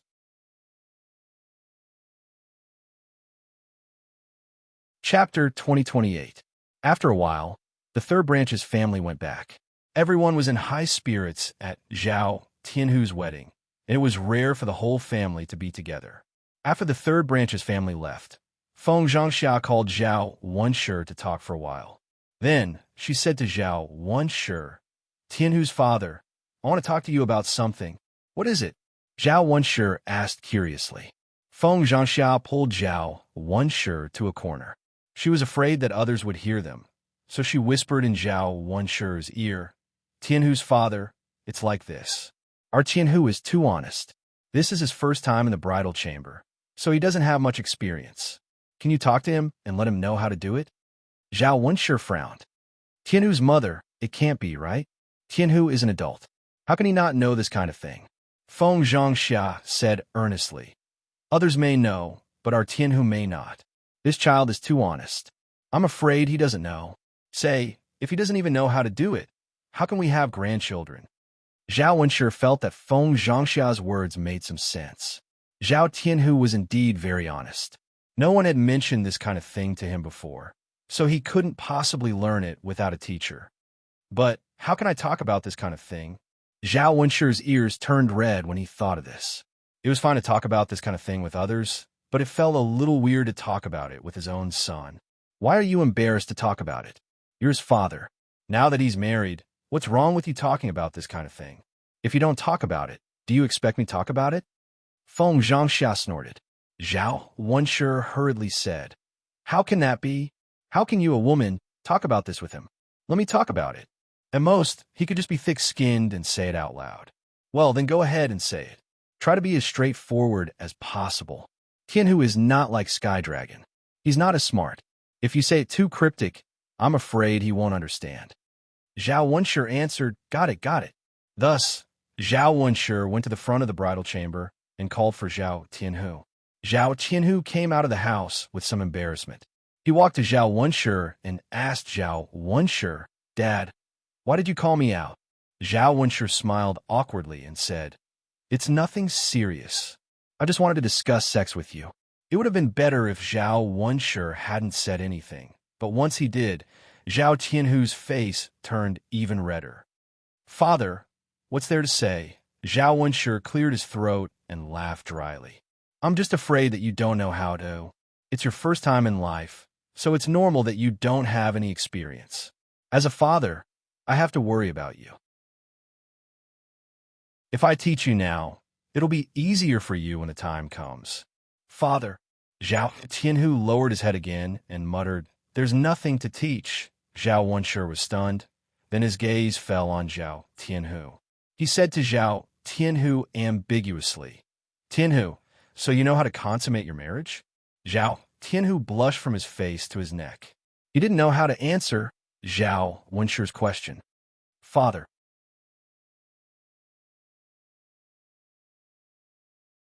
Chapter 2029.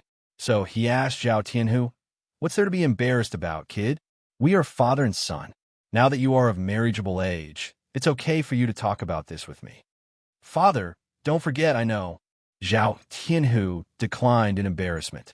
However, Zhao Wenshi was still worried and continued to ask, Since you know, why do you have to talk about it with me? Father, isn't it just a man and a woman doing that? How can I talk about this? Zhao Tianhu lowered his head even more and did not dare to look into Zhao Wenshi's eyes. Zhao Wenshi said anxiously, Which one is it? You have to be clear, right? How would I know which one you're talking about? Father, between a man and a woman, it's just putting the thing down there together. Zhao Tianhu's voice became softer and softer as he spoke.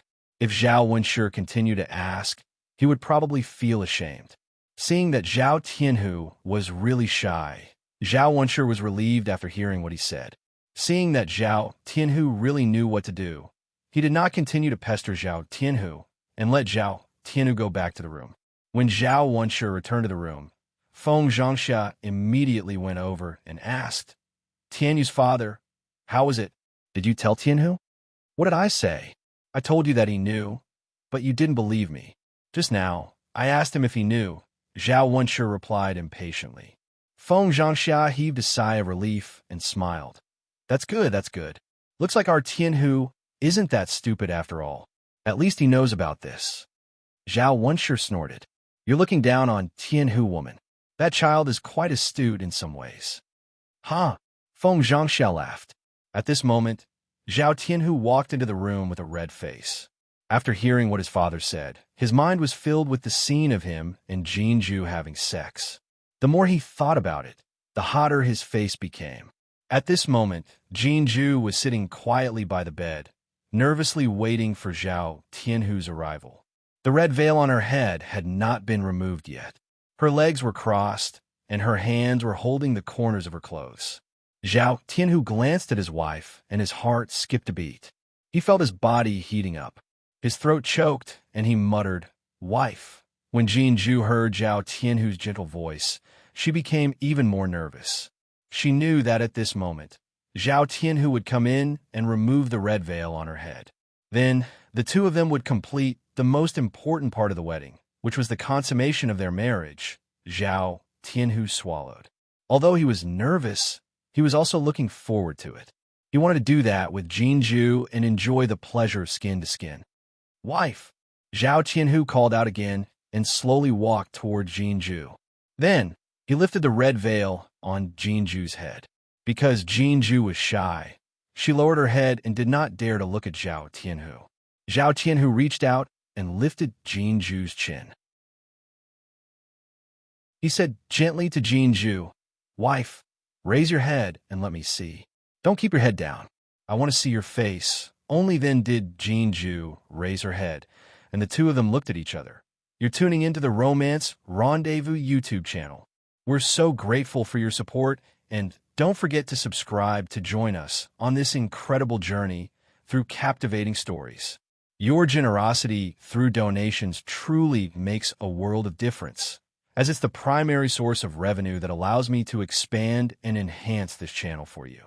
Thank you from the bottom of my heart for being a part of this adventure.